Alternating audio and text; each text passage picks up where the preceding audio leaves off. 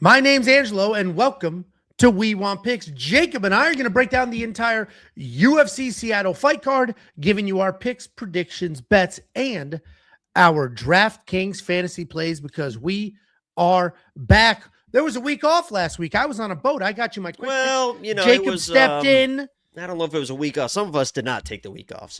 I didn't either. Some of us did not go on vacation. Some of us continued to provide exceptional content for the people. We had a blast, I'll be honest with you. It was a lot of fun without Angie in the breakdowns and Angie in the fucking, this wrestler's gonna wrestle and go over the 1.5 and the fucking, how do you guys treat your hemorrhoids?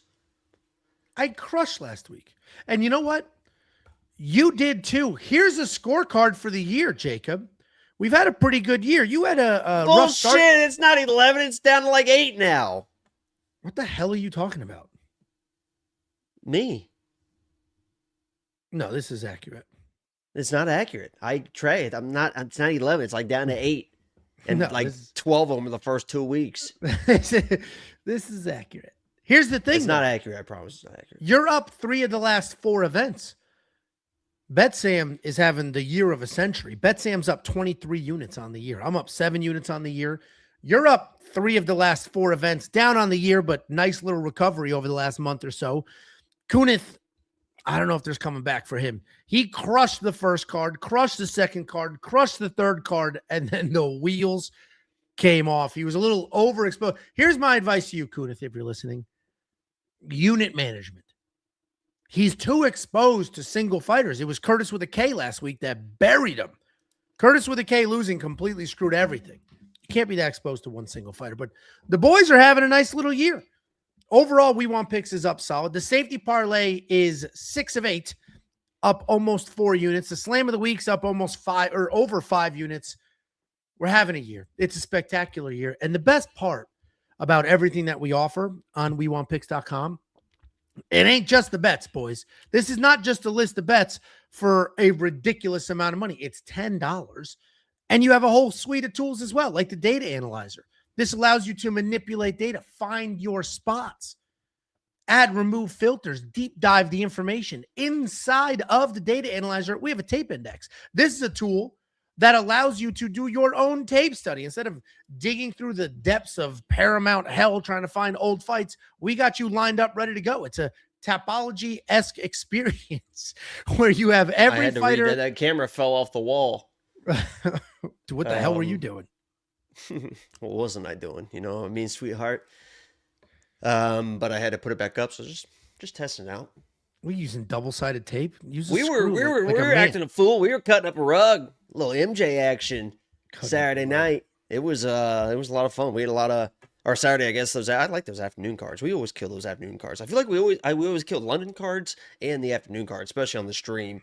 But we absolutely dominated. We had a lot of fun. We were cutting it up, and I appreciate everyone joining. And the main card, the chat hit a main card parlay. So if you were in the chat, there's about 1,500 people in there on Saturday, and you guys vote for a parlay for the main card. You've hit 3, I think, maybe 4, 5 leg parlays of the main card, but never a 6-leg parlay. And you guys came through in a big way, so we all won big. I put 90 on it to win like $1,500 or something like that. So nice. They picked Masvidal. You're probably sweating that decision. Well, it's funny because when they miss, a lot of times they miss the very first fight. And the first fight was the Danny Silva fight, but they voted for Danny Silva. Oh, so they fucking nailed the dog off the rip. And then we actually did hedge it for the main event. We all decided, I put $400 on Evloev. So I walked out of there with either just over 1,000 or like $800 or $900. So it worked out. Nice. We were going to win either way.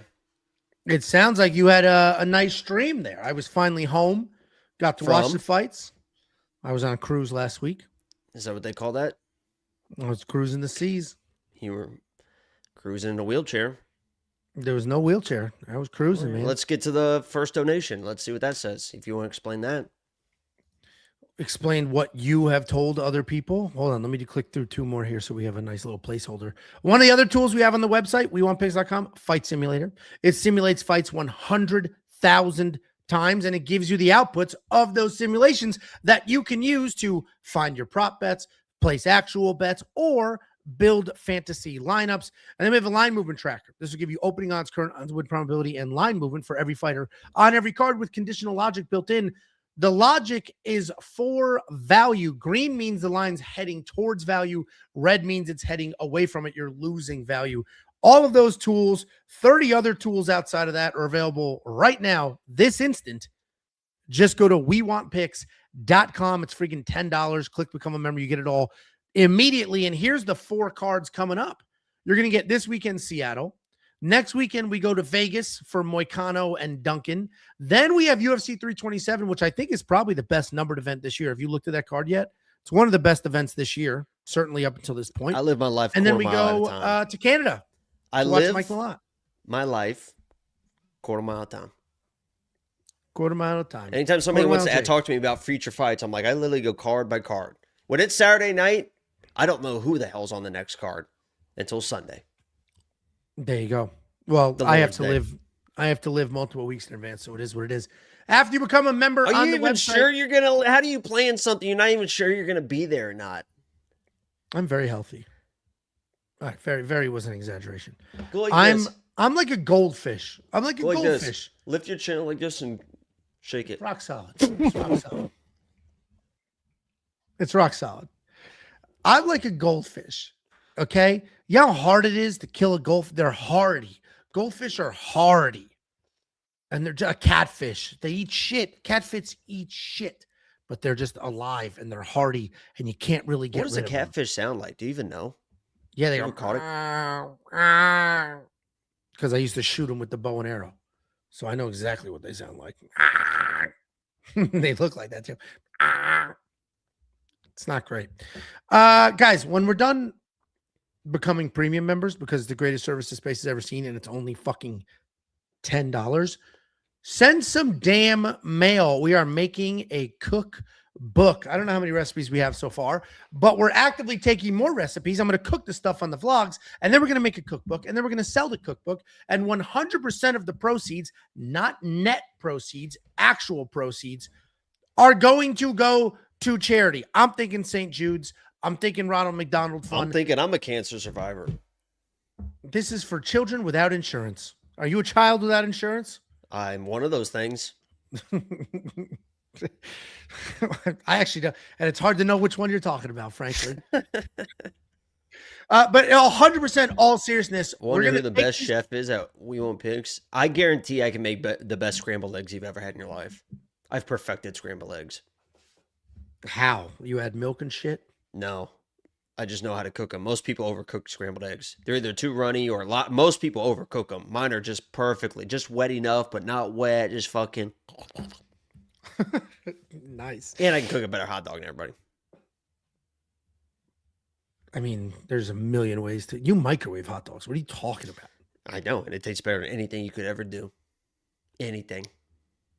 No, I've had enough hot dogs in my day to know a good hot dog. I bet you have. Send your shit to this address. We Want Picks, PO Box 406, Prosper, Texas 75078. We'll make the food. I'll rate the food, and then we're going to put it in a cookbook. We're going to call it Fight Foods. We're going to sell it, and every single Max Robinson literally just said you're going to get sued over the cookbooks when someone sends a restaurant recipe. Cease and desist. No. Yeah. Not going to happen. Not going to happen.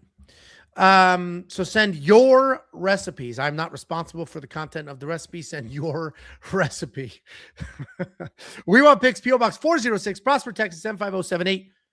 Let's help some kids. And I'm 100% sincere with that. You know the children. You love the children. No, you know my oldest had brain surgery, and I had a job, still do, with health insurance. So it wasn't. It was obviously an issue. It was very expensive, but you hit your max out of pocket and you move on with your life. There's tons of kids that need the exact same surgery that have no insurance whatsoever. And then that's when St. Jude's and Ronald McDonald and all those places step up. They cover it. They don't even, St. Jude's, at this point, I should be a spokesperson for St. Jude's. They don't even ask for insurance. You know that? Like when you go to St. Jude's, they don't ask you for a penny. They don't talk about money because they know it's already a very stressful time for you and your family. They don't even talk about it. And then Ronald McDonald, what are we talking about? sick kids. And then Ronald McDonald Fund. Let's is see the how much the housing St. Jude for people. CEO makes. Oh, I'm sure he makes a fortune, but you know what? They're doing God's work. So that guy can make $1. Total compensation package exceeding $2.4 million. That's it. That's not that bad considering what he does. That's where your money's going. It's going to see. This isn't like a research charity. First of all, frankly, I'd rather take the money and give it to a human being straight up, but then all the viewers are like, "Who do you give it to?" Where this is like a little more different. Anyway. Send your recipe. We'll make a damn cookbook. Let's hit some of these super chats. $5 super chat from Du Cock.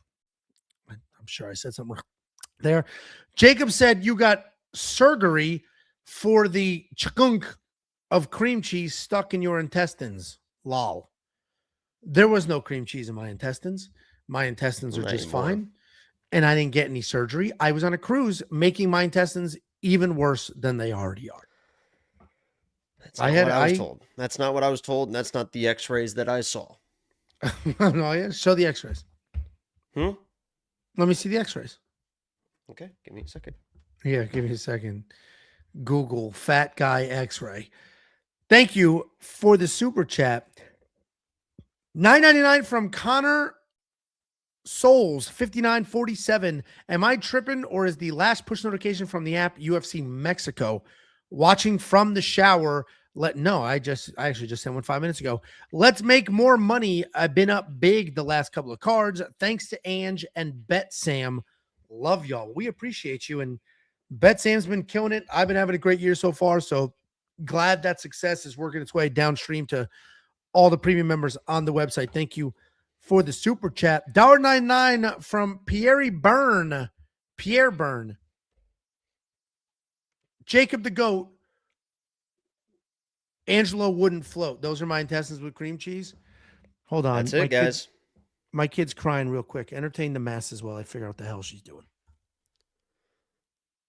So, I mean, he wanted me to provide the picture. And this is, if you guys didn't know, Angelo was not here. This is his, after they had cleared some of them out. But that's the cream cheese blockage in his intestines. It was pretty bad. They got most of it up naturally, and then they had to go in there and kind of clear out because this stuff had been in there. I mean, this has been in there probably 20, 30 years, caking up in there. So they kind of had to pull his intestines out and kind of like squeeze it basically like a tube of toothpaste. They just went through kind of his large intestines, small intestines, and kind of just sat there and just kind of, you get to the end, you kind of roll the ends of it, and then it all kind of comes out. So that's that was what was going on with Angelo. And honestly, he was talking about he's got to go see his kid or something like that. But I think one of his stitches popped. So don't act weird about it when he comes back. He just, he got those stitches in, but it's just so tight. His skin is just wants to explode off his body. So the stitches are struggling to hold. So I think what just happened there is he felt one of his stitches kind of pop, and so he's in the bathroom to kind of clean that up. But don't be weird about it. He's gonna come back and sorry about that, guys. But don't be weird. Don't ask him about the stitches. Don't say was that your stitch or anything like that. So here he goes. $1.99 from Griffin Travers. London crowd was excellent raid, gentlemen. Excellent raid, gentlemen. Excellent raid. It was good. I think I said London crowd. Oh, London crowd was excellent. Yeah, it was good. And then $4.99, and thank you for $1.99 and $4.99. Talking exclusively push notifications for bets. Last week was UFC Mexico, I think. Y'all can double check me. I've got the bets box checked in the app too. $4.99. What the fuck does that mean?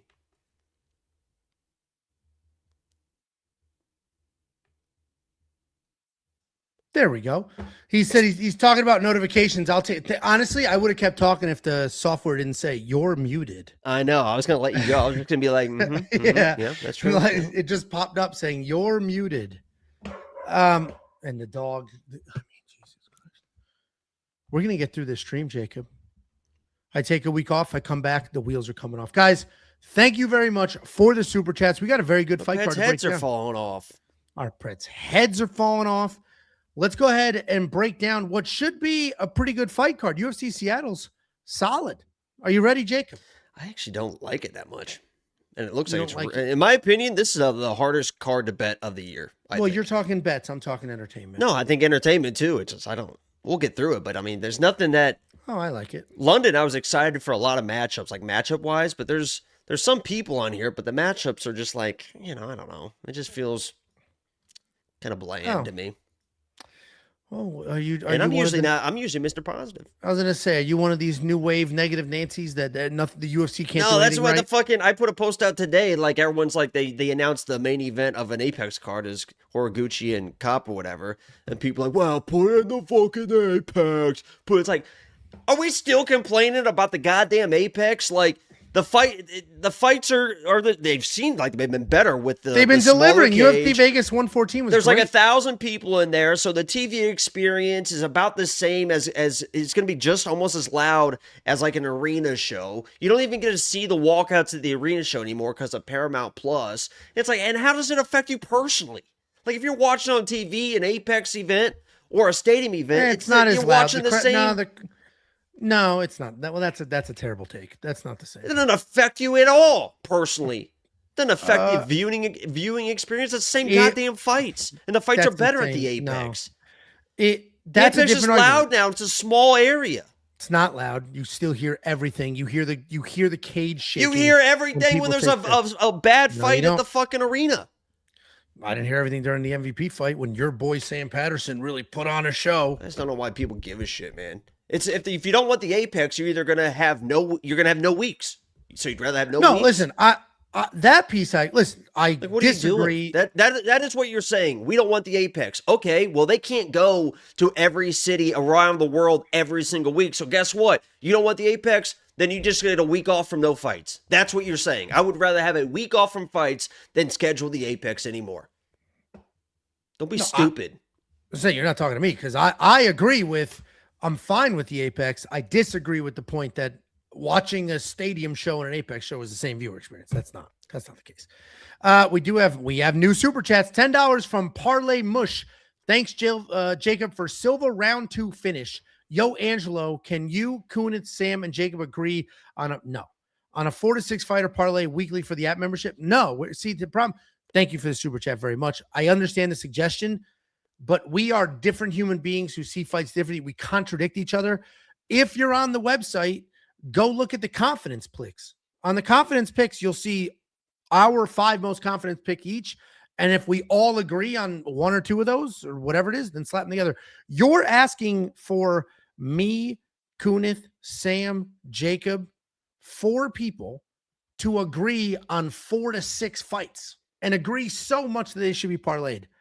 That math ain't math. That's what somebody on Saturday was like, can you guys limit your units? That way it's easier to track for all of them. And it's like, no, we're individual people. And we don't want you to just, if you want to just copy and paste bets, like that's fine. But we're not like, oh, just copy and paste our bets. Like we're just showing you what we do. There's a number of people that do it. And the $10 is for all the tools and stuff as well. It's not, if you want to copy and paste, you can, but it's more about like getting an idea of where we're at, where we match up. So, to limit ourselves would not be what that's all about because they're not intended to be all tailed all at once, Not that's it. Typically, people. I assume what most people do is they find their spots that make sense. Like, oh, Bet-Sam's on a heater right now. Let me see what Bet-Sam's got going on. Or have Angelo is always should be having an idea of what you guys want to do as well, and just looking at our bets and being like, I encourage everyone make their own fucking reads and just use us use the tools on the website to help make your reads, and then use us as more of like a guide than anything,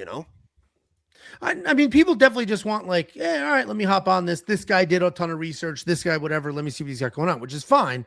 But the expectation is not copy 4 separate people's worth of bets. Find spots. Like there are tentpole bets that are long-term successful. The safety parlay, the slam of the week. Or like maybe like the money lines if you just trust the picks or something like that. But sometimes some of us get pretty crazy with the props. Like Sam's got a prop this week. I'm like, oh, Bubba. Sam does get a little loosey-goosey, but Sam's up 23 units. Yeah, he's been doing great. Can't really. I think there's been 3 weeks this year where I'm looking at the bets. I see Sam's bets. And I'm like, man, what the fuck are these, man? Like, what is he thinking?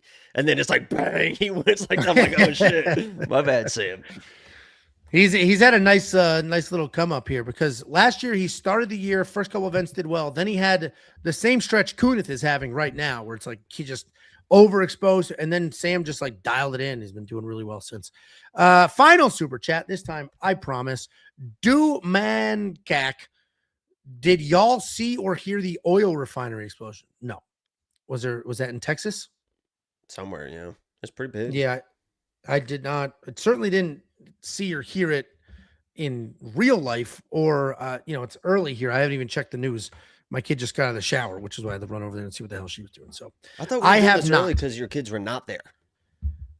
They're both supposed to be at volleyball, but the youngest one didn't go to volleyball because she's got some shit going on. Opening up the UFC Seattle fight card. We're skipping sports? Take it up with her mother. I encourage you to text Tiffany and why the hell is the youngest mentality home right now? Quarter mentality. No, she's not even on that team. It's my oldest's club team, but the youngest is so good that they're like, yes, she can practice with this team. Oh yeah, we did that sometimes. It's not technically her team. So opening up the UFC Seattle fight card, we have Alexia Thainara taking on Bruna, Brasil. Alexia Thainara, 13-1 in her career, 5-0 in her last 5 on an 11-fight win streak, taking on the attractive but doesn't always deliver in the octagon, Bruna, Brasil. 11-6 in her career, 2-3 in her last 5, alternating wins and losses. You can see the line here. You could also see, hey, we updated the graphics. How about the community pick section? This is what the world thinks. So we now, on the graphics, already the best graphics in the game, and then now have been adjusted to be even better. We have the opening odds for each fight and fighter, the current odds for each fight and fighter, and the community pick. This is from Tapology. This is the thousands of people voting on every fight. 93% of the general public voting is picking Alexia here, and the odds sort of indicate that as well. The reality is Alexia Thainara is a good fighter. She's big, she's strong, she pressures forward, she throws her chin in the air, and it doesn't even matter because she is just going to run through you, bombing away, shooting takedowns, heavy top pressure. She just doesn't stop. She is coming off that win over Loma Lukbumi, where she had 5 takedowns and 10 minutes of control time. She's taking on Bruna, Brasil. Bruna, Brasil is a solid striker. She's got good technical striking, a little bit of pitter-patter going on there. Offensively, she can get her hands going, kind of dot you up, nice movement, manage the range a little bit. The problem is defensively, she is like becoming somebody who's just straight up afraid to get hit.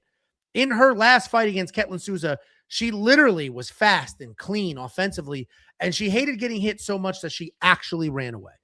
And I don't know what's been happening to Bruna over the last couple of years, but it's been quite the fall off, where she went from like good technical, can be good everywhere, to just not showing up.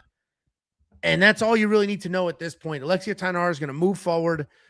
Honestly, just toss her down when she needs to toss her down, throw punches to her face, and Bruna's going to turn around and run away because she's not going to want to get punched in the face. Like, this is just going to be Alexia bruising her way to a win. And the minus 620, honestly, she might not find a finish, but certainly the win percentage there makes a lot of sense. What do you think, Jacoby? Yeah, this should be pretty straightforward. I like Alexia in this one, probably to get the takedowns. She is, we do have to appreciate she is team he boss. So, go team he boss, go team he boss, go team he boss, go team he boss. Do you remember our cheer that we did for the Texas game, the Texas cheer we made up? Hook 'em and cook 'em. Yeah.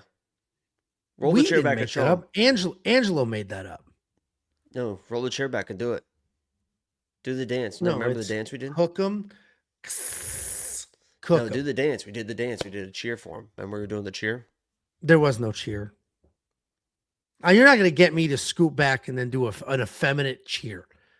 That's not. I like Alexia Thainara. She should win in this matchup. I don't really give a fuck about the first fight. I will say, and I try to warn people, it didn't obviously matter unless you played like the minus 3.5 or something like that. But I try to warn people that last week, CLD fights like a fucking dickhead. The guy fights like a fucking asshole. He almost lost that fight. I know. And I said, like, if you bet CLD minus 500 on that ticket, you are going to be watching that fight being like, why is this guy fighting like an asshole? And sure enough, CLD fighting like a fucking asshole. Alexia Thainara is very good. Fights like a fucking asshole. Fights like a fucking dickhead. Will fight capoeira, hands low for no reason. Get hit, laugh, throw an overhand right, shoot a takedown, but not scramble the way she should. Strike more than she should. I think there is going to be a moment in this fight where you're going to be like, like, what? Like, no, what are you doing? Like, take her down. Like, what? I promise you there's going to be a moment where you're like, oh shit, because Bruna is an accurate striker. And if she starts playing that hands down, I'm in, I'm out range, and Bruno Brazil snaps up a head kick or something like that, recipe for fucking disaster. I don't think it's going to happen, but I'm telling you right now, CLD fight because like an asshole, made that fight closer than it should have been. Alexia fights like a fucking asshole. She's very confident, very cocky, puts on a show. That could be good, that can be bad. Alexia should win though. Yeah, and I believe in these odds quite a bit. I've also lost all confidence in Bruna Brazil. I've had to change my my notes on her from like, accurate in and out striker who can manage range to just like, I don't know what the hell she's doing out there anymore because she's so afraid to get hit. She's literally running away because she doesn't want to get hit. It doesn't make any sense. She's kind of, she might need to, I don't want to say leave her gym because obviously it's a good gym. She's been there since day one. Things are successful, but she has to change something up. She is 32. And she's getting worse. That's the problem. She's not getting better. She isn't even stagnant. She's getting worse. And it's like, it's same with like when we broke down Ricky Tercios a few weeks ago. It's like the dude's actively getting worse at this. He's not getting better. He didn't stay the same. He's literally getting worse. And that's kind of what's happening with Bruna. And I'm sure all the skills are there. She's not putting them together. She seems like she'd be kind of your girl. Bruna? Yeah. What does that mean? She's hot. She's pretty. This actually isn't a very good picture. She's much prettier in she's got fights those, and content those eyes and stuff than this. What are those eyes saying to you when you're looking at those?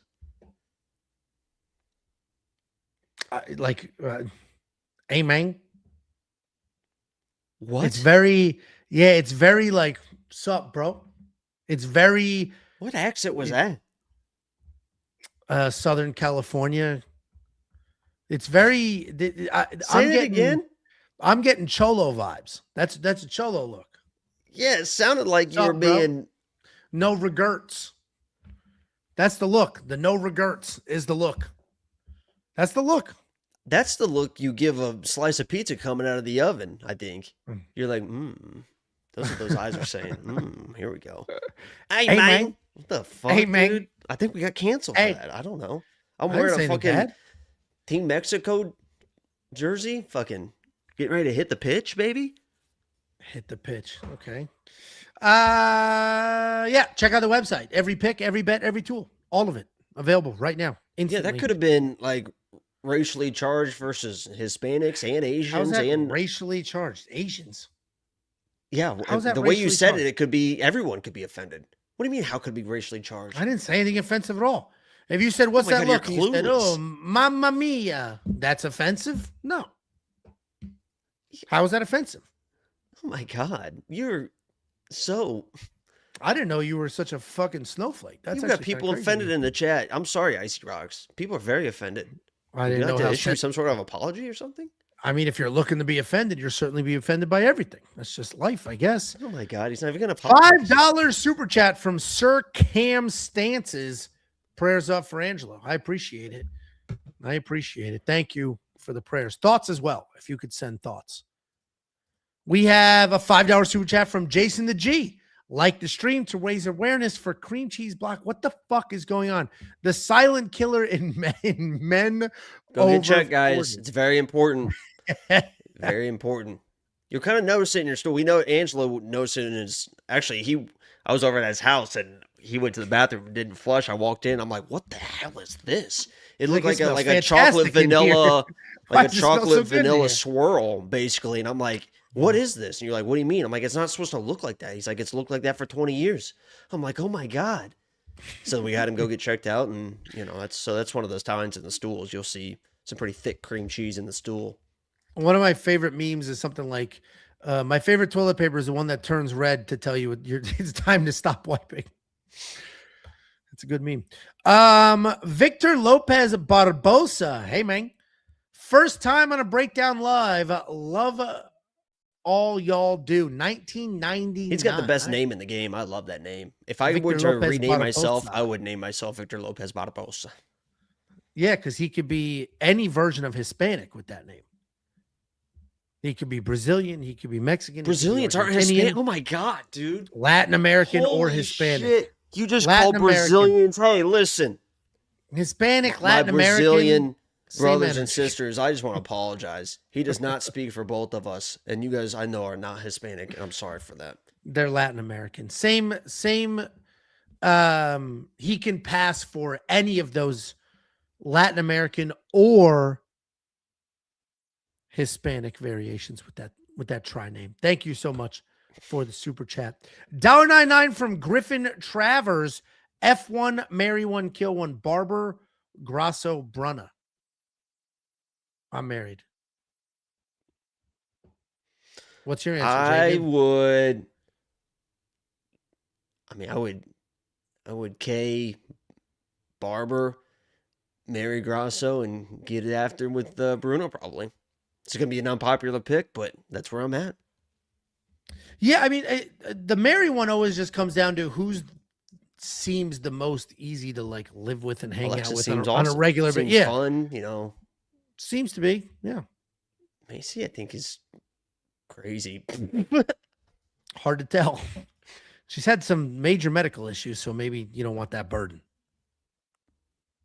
Who wants that burden? Your wife gets sick, you're done, huh? She's already my wife when she gets sick. Oh my God, dude! Not What is signing going on up. with this guy? You're gonna go adopt a dog with on his last legs? No. You get the young, healthy one. Next up at UFC Seattle, we got Ricky Simón taking on Adrian Yanez. Ricky Simón, 22-7 in his career, 2-3 in his last 5 years, coming off that decision loss to Hani Barcelos. Taking What on nationality Adrian. are these guys, Angelo?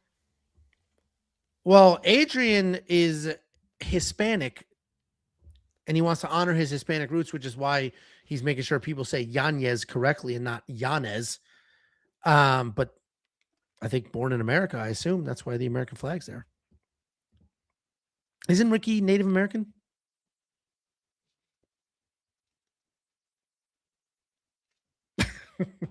Simón. Adrian Yanez, 17-6 in his career, 2-3 in his last 5. He is coming off that very close loss to Daniel Marcos and then a couple canceled fights between then and now. This is going to be an interesting fight because Ricky Simón's a very good fighter. We all know at this point, high energy wrestler. He's going to dive after leg after leg after leg.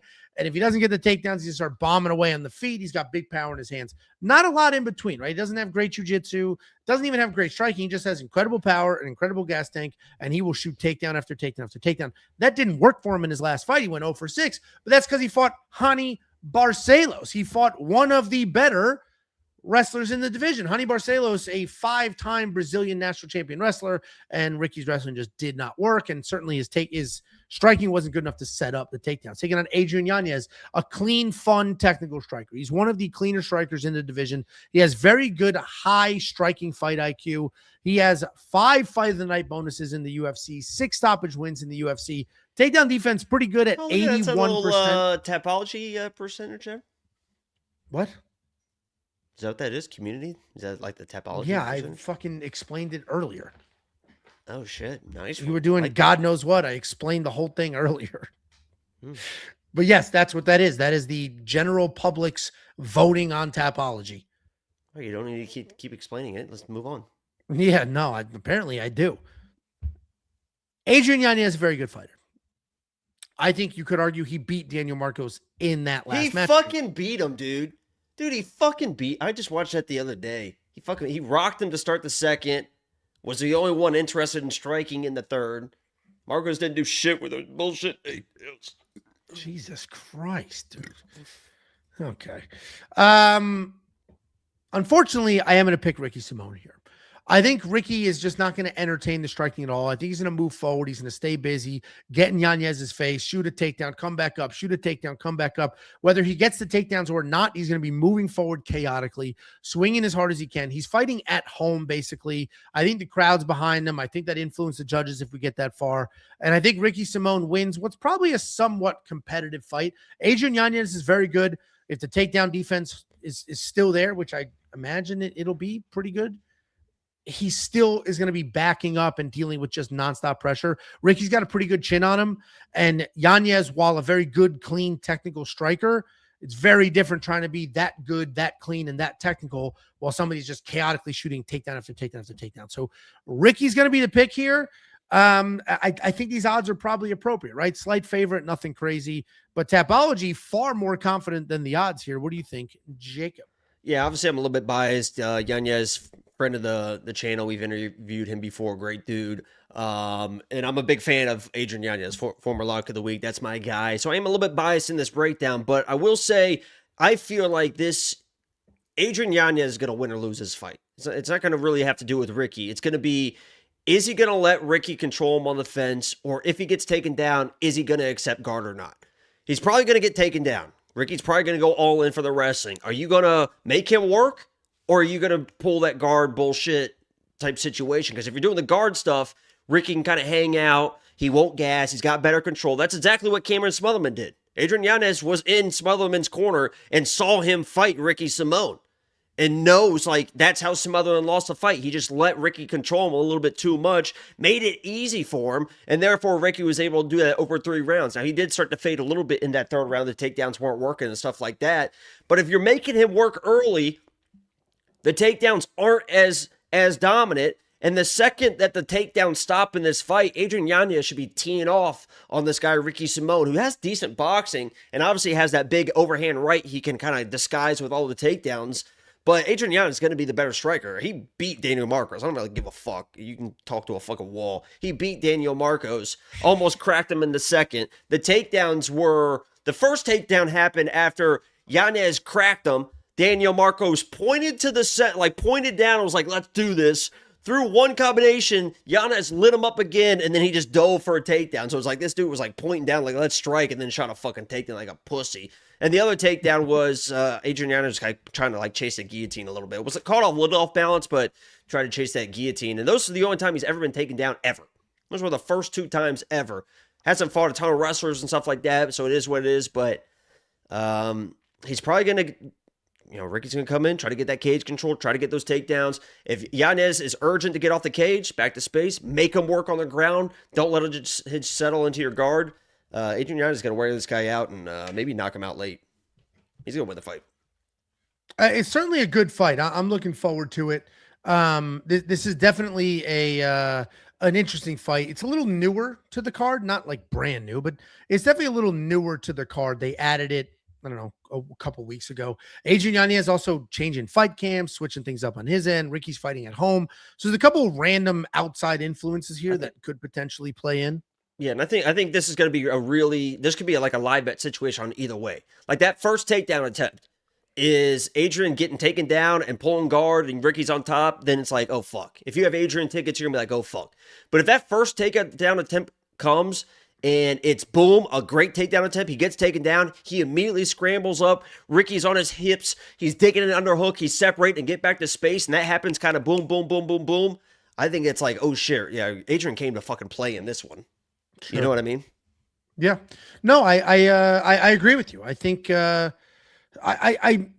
don't have a bet on Ricky Simón. Let's put it that way. I have picked Ricky Simón. Ricky is somebody that I have bet on in the past. I have no bet here because I respect Adrian, his takedown defense, his scramble ability, and how tough this could get. Adrian by sub is an interesting because if Ricky starts getting sloppy with takedowns late, he's a black belt and he's sure. Threatened some stuff before, so. That's an interesting play on that one. I think it's like plus 1,400 or something too. Yeah, and I think this fight, I don't think it's an easy plus fight. 1,800. Yeah, I'm gonna play a little bit on that right now. I'll be honest with you. I don't think 50 to win $900. I don't think Ricky holds down Adrian forever. I think it's close. It's dicey, and I think a round line's probably a little more confident than a money line here. But should be a fun fight. Nice and early in the card. They got a local guy and I'm surprised it's this early in the card. I have to imagine it's this early in the card to get people in the stands because he is a local guy. Because this is a little too early for two known fun guys with some name notoriety here. But we do have bets. Couple mushrooms, huh? We do have bets, not just on this fight, but no. You said fun guy. Mushrooms are fun guys. God, Jesus. We got lots of bets on the board, ready to go for you. So if you want to check out all the bets we have, we've been doing quite well. Go to wewantpicks.com. I haven't made a single bet. Top. It is 10. Well, that's why the word is we and not he. No, I'm just saying, like, that's how I feel about this card. Like, I haven't even. So what I do. I had bets on this card from a week ago. A little behind the curtain here is I watch tape. I don't look at the odds. That's why I don't like to go too forward in advance because I don't want to look at the odds.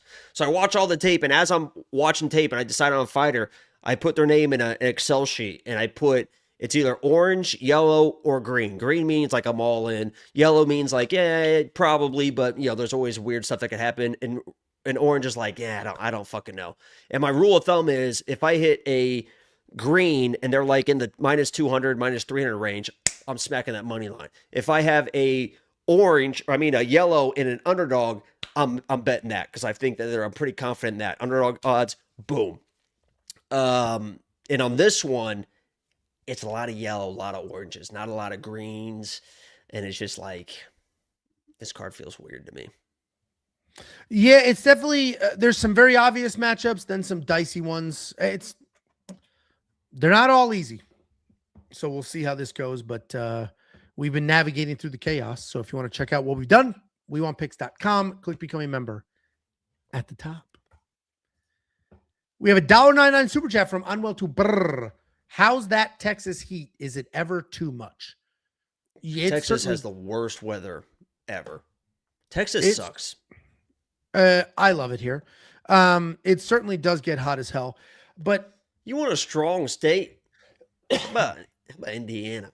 I mean, that's gonna be your bread and butter there. Great Midwest people. You got normal fucking seasons. It gets a little cold in the winter, but the summer you get 2 weeks of 95 degrees. Otherwise, it's fucking like 85 and sunny the entire time. Thunderstorms, but not really like the tornadoes of the plains. You don't really get the Chicago and Michigan snow. Like that's gonna be like your Goldilocks zone right there. Little southern Indiana is what I would recommend. About an hour and a half south, somewhere in that area, and you're really gonna enjoy yourself. Listen, every state, the older I get and the more I have to travel for work and stuff like that, every state has its pros and cons. I happen to love Texas, and there's places here that suck. There's places here that are amazing. I happen to love where I live. It's perfect for my family. There's kids everywhere. The weather, you get used to it. Always with the kids. For a couple, well, that's kind of what happens with life. There's a couple of months right now where the weather is absolutely amazing. There's a couple of months in the fall where it's absolutely amazing.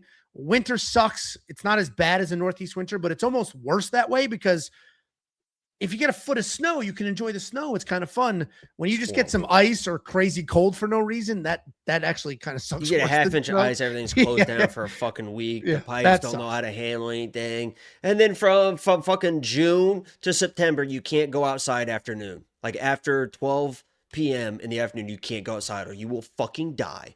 I mean, that's not true. I go on my walks. It is hot though. You and everyone you know is dead. Oh, and your kids die too. And your pets are dead and everyone dies. It's that hot. Well, it does.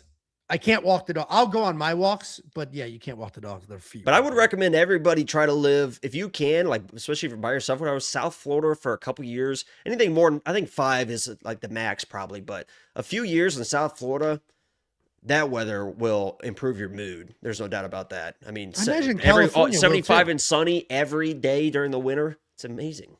Yeah, the winter for sure. Like California, people hate it.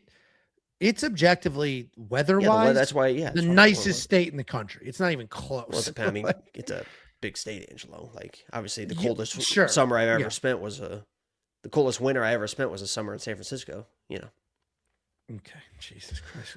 But if you guys have especially if you guys have seasonal depression and stuff like that, not having when you live in South Florida, a place where it's really nice year round. It really does change your mood. Like, I was happy all the time in Florida. We had to leave. I'm from Connecticut, so I'm used to it. We had to leave Connecticut because Tiffany, my wife, was getting seasonal depression. Yeah. She was like, it's so fucking I get it here bad all the time. Yeah, it's like, Jesus. It's always so windy here, too. Texas is horrible. It is windy here. It's because it's flat. Listen, I actually love it here. I wouldn't want to live anywhere else. Place sucks. Next up, at UFC Seattle, we have Navajo Stirling taking on Bruno Lopes. Navajo Stirling undefeated 8-0 in his career. He is looking for his first UFC finish, taking on Bruno Lopes. 14-2 in his career, 3-2 in his last 5, coming off that knockout loss to Dustin Jacoby. Navajo Stirling is not who they said he would be, but he's still good. He's a former professional kickboxer, pretty early in his MMA career, and he does all the things you would expect a former professional kickboxer to do. He manages range really well. He throws in combinations. He's got nice, clean technique. He's defensively sound. Takedown defense, seemingly pretty solid. Not amazing, but he's defended the ones he's needed to defend, and when he gets taken down, he pops right back up. And he just beat Rodolfo Bellato. He was taken down twice, but it wasn't really of any concern. He's taking on Bruno Lopes, a forward pressure striker who has no problem throwing out a ton of volume. He starts technical, he throws in some combinations, then he immediately gets sucked into a slug fight where he starts winging from the hips. He does have some decent grappling, okay takedowns. If he does get you to the ground, good heavy top pressure, good ground and pound. He was just knocked out by Dustin Jacoby. And I say Navajo is not who they said he was going to be because we were told that Navajo Stirling was going to be like this next big thing, this beast of a professional kickboxer coming into MMA, and he hasn't been that guy. He's been winning.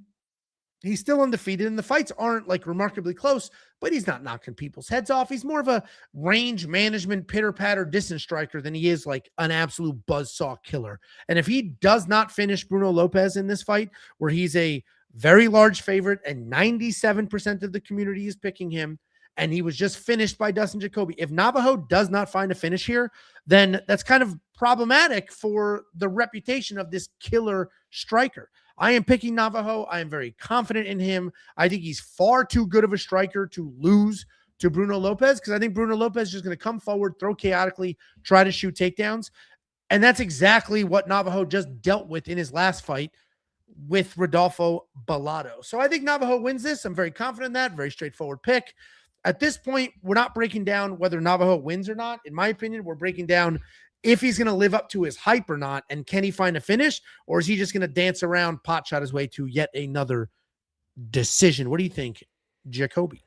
Yeah, this is one of those, like, I'm going to take Navajo, but I don't like Navajo. He's not who we thought he was. I think Angelo said that in his breakdown, and he could still become that guy. Like, I mean, he's still relatively young guy, and this is a great matchup to try and show that off, because Bruno is just going to come forward with probably try to just get clinching and takedowns or work that angle. You saw that was the game plan when he fought that Gadziev guy at that fight. I was actually, that was one of the fights that I was at. It was pretty surprising, but he worked. That was a hard pay, and he wore that guy down over 15 minutes. And Bruno Lopes, to his credit, was working hard the entire time. I think they call him like the Brazilian cowboy or something like that. Kind of just got that old school grinding style. Like, he will hold you up against the fence for a little bit. He's not just, shooting one takedown and then backing off to the striking again. And you saw he was going to bring in that same game plan versus Dustin Jacoby. Obviously, he didn't quite get to that point. He ate a little baby jab, but then ate some pretty decent follow-up shots after that, honestly. The jab was very weird. Like, it was just he just kind of threw a jab out there, just barely touched and, like, kind of put him down. But what could possibly be so funny about that? Because you said the jab was very weird, and I enjoyed the way you were talking and then reacting to the things that you were saying. Yeah, sure. You had a conversation with yourself right there. Like, yeah, it'll redo it, but you'll see the jab. Watch. It was a pretty stiff jab, but his hand kept him up. Right. It wasn't like the hardest jab I've ever seen, but Navajo does when he throws. I mean, this is one of those situations where it's like, just stay at range and strike with this guy, throw your combinations, and then follow it up and knock this guy out. But Navajo's a guy that he has said, I want to show I'm a complete mixed martial artist, and he's one of those guys that when somebody tries to wrestle and clinch him, instead of just breaking away, he's going to counter wrestle. He's going to counter clinch. He's going to like prove like I can be that wrestling guy too. He does it every single fucking time. Like you're the long rangey kickboxer. The hell are you doing with these guys? And I just feel like Bruno Lopes is going to bait him into that clinch war against the fence and stuff. And he should still be able to win that because he is improving in the wrestling and grappling. But that's the game that's the only way Bruno Lopes is going to win this fight. Is with like cage control and takedowns and just grinding and wrestling. So why the fuck are you playing that game? But I bet he plays that game. And I bet people with these slips are like, oh no, why is he playing that game? But that's just kind of what he does. I'm going to take him to win, but just stay at range and hit the guy. He's a hittable guy. Yeah, listen, there's not a doubt in my mind. I'm very confident in Navajo Stirling. And if he was minus 1,000, I'd still be like, yeah, I get it. I wouldn't complain about the odds. We're just debating what this win looks like. Is it a typical Navajo Stirling decision, or is it Navajo Stirling coming in and actually laying on a beating here? I think it's going to end up being a typical Navajo decision. Bruno did just get finished by Dustin Jacoby, but Dustin Jacoby, also a former professional kickboxer, but he does have that killer instinct where Navajo doesn't seem to, at least not yet in MMA. Or in the UFC, because there was finishes before that. But we're both pretty confident in this pick. $9,400 in DraftKings Navajo's Fantasy. got a couple, he's got full sleeves on both arms now, too. Looking like a little badass. Turning into like a little badass. Like the Dan Hooker evolution. What he started like and what he looks like now. Everybody at City Kickboxing gets a little bit, you know what I mean? A little notoriety and just gets all dotted up. Little. You know what I mean? He's insisting that she's just a scorned woman and the gay stuff's not real. Oh, I bet. That's what I would say too. It's hard to deny because if you deny too hard, it sounds like you're hiding something. And if you don't deny at all, it's like, oh, what's he hiding? There he is. Got the double sleeves now. Look at this guy, our guy Navajo, all grown up. And he went to Turkey. He got the hair done. He got all tatted up. Maybe this is normal hair. No, he got a hair transplant. Navajos always look like that. He's like 20-some years old. What do you mean? He's not an old man. He had a hair transplant. What? Yes. I think you're thinking of the wrong person. No. I am positive he had a hair transplant. He's just a boy. He's got so much testosterone running through him. Oh, you might be right. Shoved the hair like the Charles Oliveira there. Yeah, no, he went to Turkey. I am right. I know for a fact. Yeah, they did a little too straight. I wondered why his hairline looked so straight. Oh, look there. There you go. Well, it's all there. So. That's literally him there. So. The whole procedure. Yeah, no, he got it done. So now he's got new hair, new tattoos. Maybe he's feeling himself and he'll get his first knockout. Those first fight back for a lot of the transplant guys, that was Cody Brundich's last win, was a transplant fight. Yeah, the problem with Pyfer in the main event. The problem with some of the transplants, the line's too straight. Yeah, it's like, too straight. I already said that. Yeah, that doesn't look real. I saw a guy on there was a hair transplant doctor on TikTok that was rating celebrities hair transplants and stuff like that, and he was basically saying the same thing, like, can't be too straight, you got to have your peaks, got to do this, got to do that. Yeah, it's funny because I didn't know Joe McHale had hair transplants. He's had like 6 and he's been getting them forever. Like before, it was like a normal thing to do. He'd lose a little, do a touch up, lose a little, do a touch up. So I guess it's been happening in Hollywood forever, which makes sense because outside of a couple of action stars, people just have beautiful thick hair forever. It's outstanding. We do have bets on this fight, and there's certainly going to be more bets on this fight as more props continue to drop. If you want to check out every bet, every pick, every tool, the artificial intelligence, which Josh, the web guy, told me the our AI is picking at like 73% accuracy, which is pretty remarkable considering it's just a robot picking fights off data. Doesn't know what the odds are, just picking fights. So check it all out. $10. We want picks. Does it ever lash out? .com. It hasn't yet. No. Did you see doesn't that have a personality? Chinese robot that like got pissed? No. Oh my God. And ours is our AI is a neural net. So it just has different data buckets and it does, I don't know how the fuck it works, but it's not a generative AI. You got to give it information to learn. It doesn't learn. I don't know if I can find it. Next up at UFC Seattle, we got King Casey ONeill taking on the Gabriella Fernandes. Casey ONeill, 10-2 in her career. Let's start over. Also, you can show me a video of a robot. Yeah, watch. It's pretty funny. It reminds me of your youngest. So he kicks the ball. He's going after the ball. This guy grabs the ball, and he goes, and he almost hits the guy. Takes a swing at the guy, like an emotional watch. That is crazy. Here, lower that volume. I don't know if that's like copywritten music. That's crazy. He just takes a swing at him, man.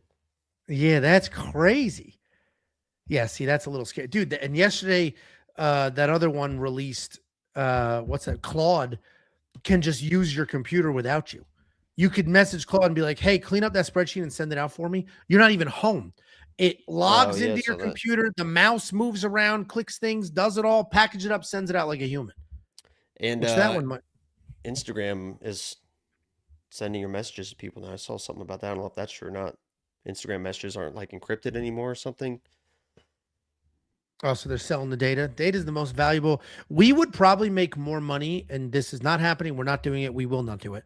We would probably make more money selling the user data than charging for membership. If we're like, hey, we have X thousands of, this demographic, and we know all this about them. Are we breaking down fights? What are you even talking about? Asshole who interrupted me to show me. What did I interrupt with? Robot. Oh, stop. I found the video of a robot swinging his arm. Okay, yeah, and that was like a 2-second clip, and now we're talking about God knows what. We can't do these early anymore. We got Casey ONeill taking on Gabriella Fernandes. Casey ONeill 10-2 in her career, 3-2 in her last 5, coming out the decision win over Luana Santos, taking on Gabriella Fernandes, 11-2 in her career, 3-2 in her last 5. She is on a nice little 3-fight win streak. At her core, Casey ONeill is a striker. She's a striker. She's got good elbows. She's got a Muay Thai background. She's willing to brawl. She'll get into a firefight, but she can also wrestle. She has evolved into a full-blown mixed martial artist. She has 8 takedowns in the UFC, a 70% takedown defense. The volume is very impressive on the striking with 8 significant strikes landed per minute on average. She does get hit, though. She's given up over 250 significant strikes in her last 3 fights.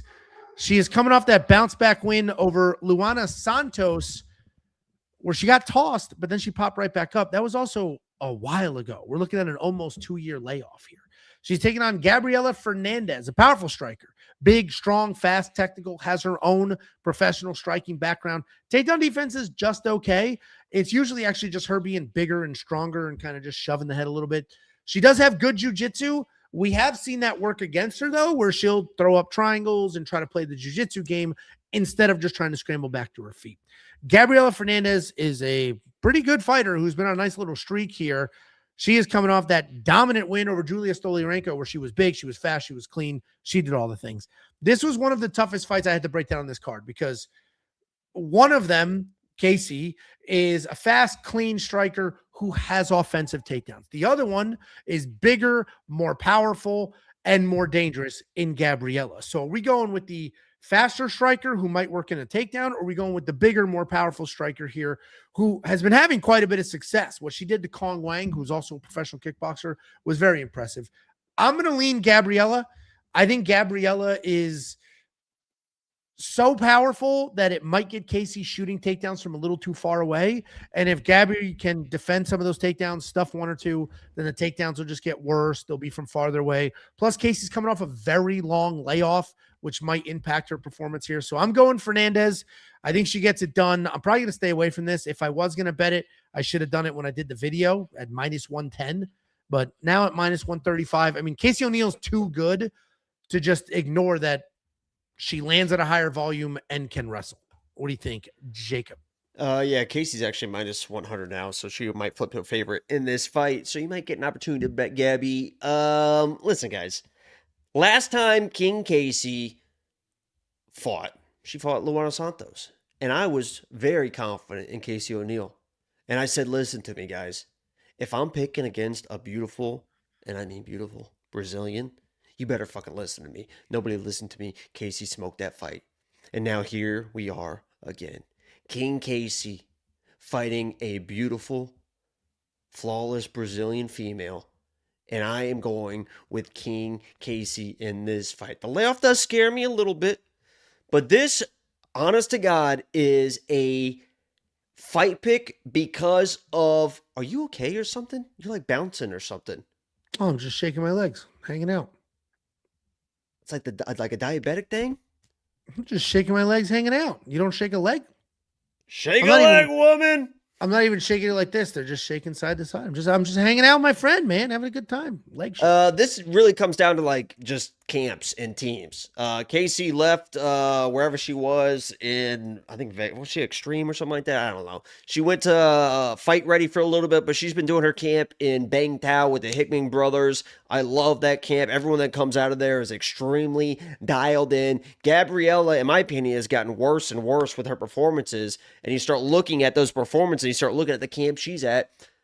I think MMA Masters is the worst fucking gym. Everybody that goes there seems like they get worse and worse. Like Temba was there, and Temba felt like he got worse and worse. Colby went there, and Colby got worse and worse. MMA Masters is like people who, for some reason, refuse to go to American Top Team, whether they're not welcome or they have a beef or they just don't want to, and we're never in with the Henry Hoof crew. Those Coachera is there. She's never improved at all. And I feel like Gabrielle Fernandes is a good fighter. She's a good striker. If she comes in and wins his fight, she has all the abilities to win this fight.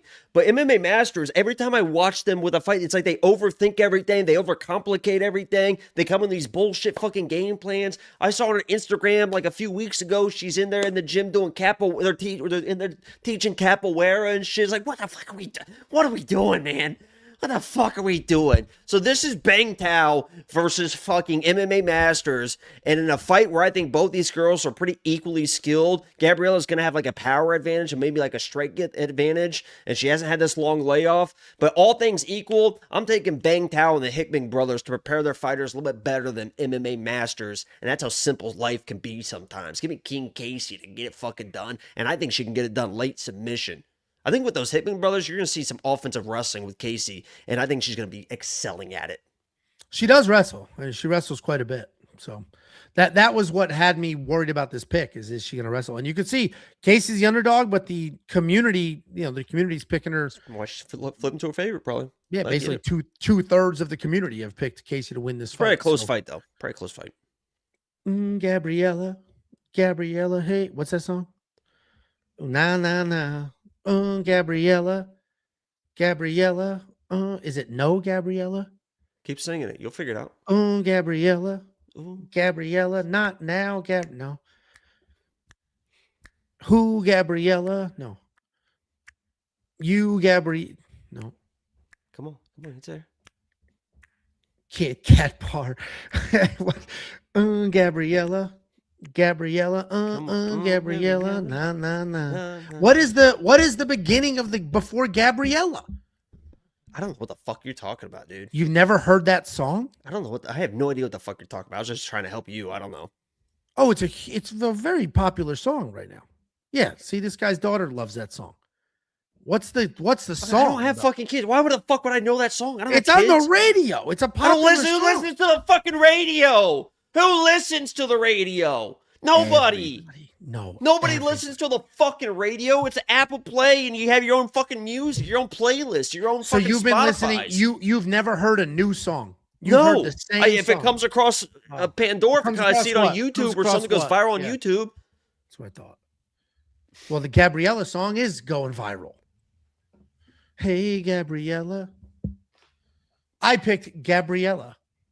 And maybe that song was stuck in my head, and that's why. But Gabriella's the pick. Jacob went with King Casey. If you need a tiebreaker, we got tiebreakers.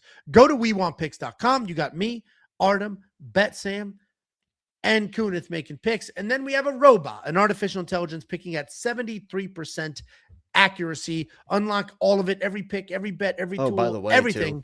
WeWantPicks.com. Yeah, it's go back sign off, up or I'll Gabriella. kick you in the face. Go sign up or I'll kick you in the fucking face. By the way, you've already seen this video, Angelo, and you know how dialed it is. But typically I bring out this football and I tell people, like, I can fucking launch some shit, man. I can fucking, like, this arm angle, but it's hard to really gauge, like, the release, because people could have this arm angle. I mean, most, like, Angelo throws the ball like this, like, there's no, I'm snapping this shit back.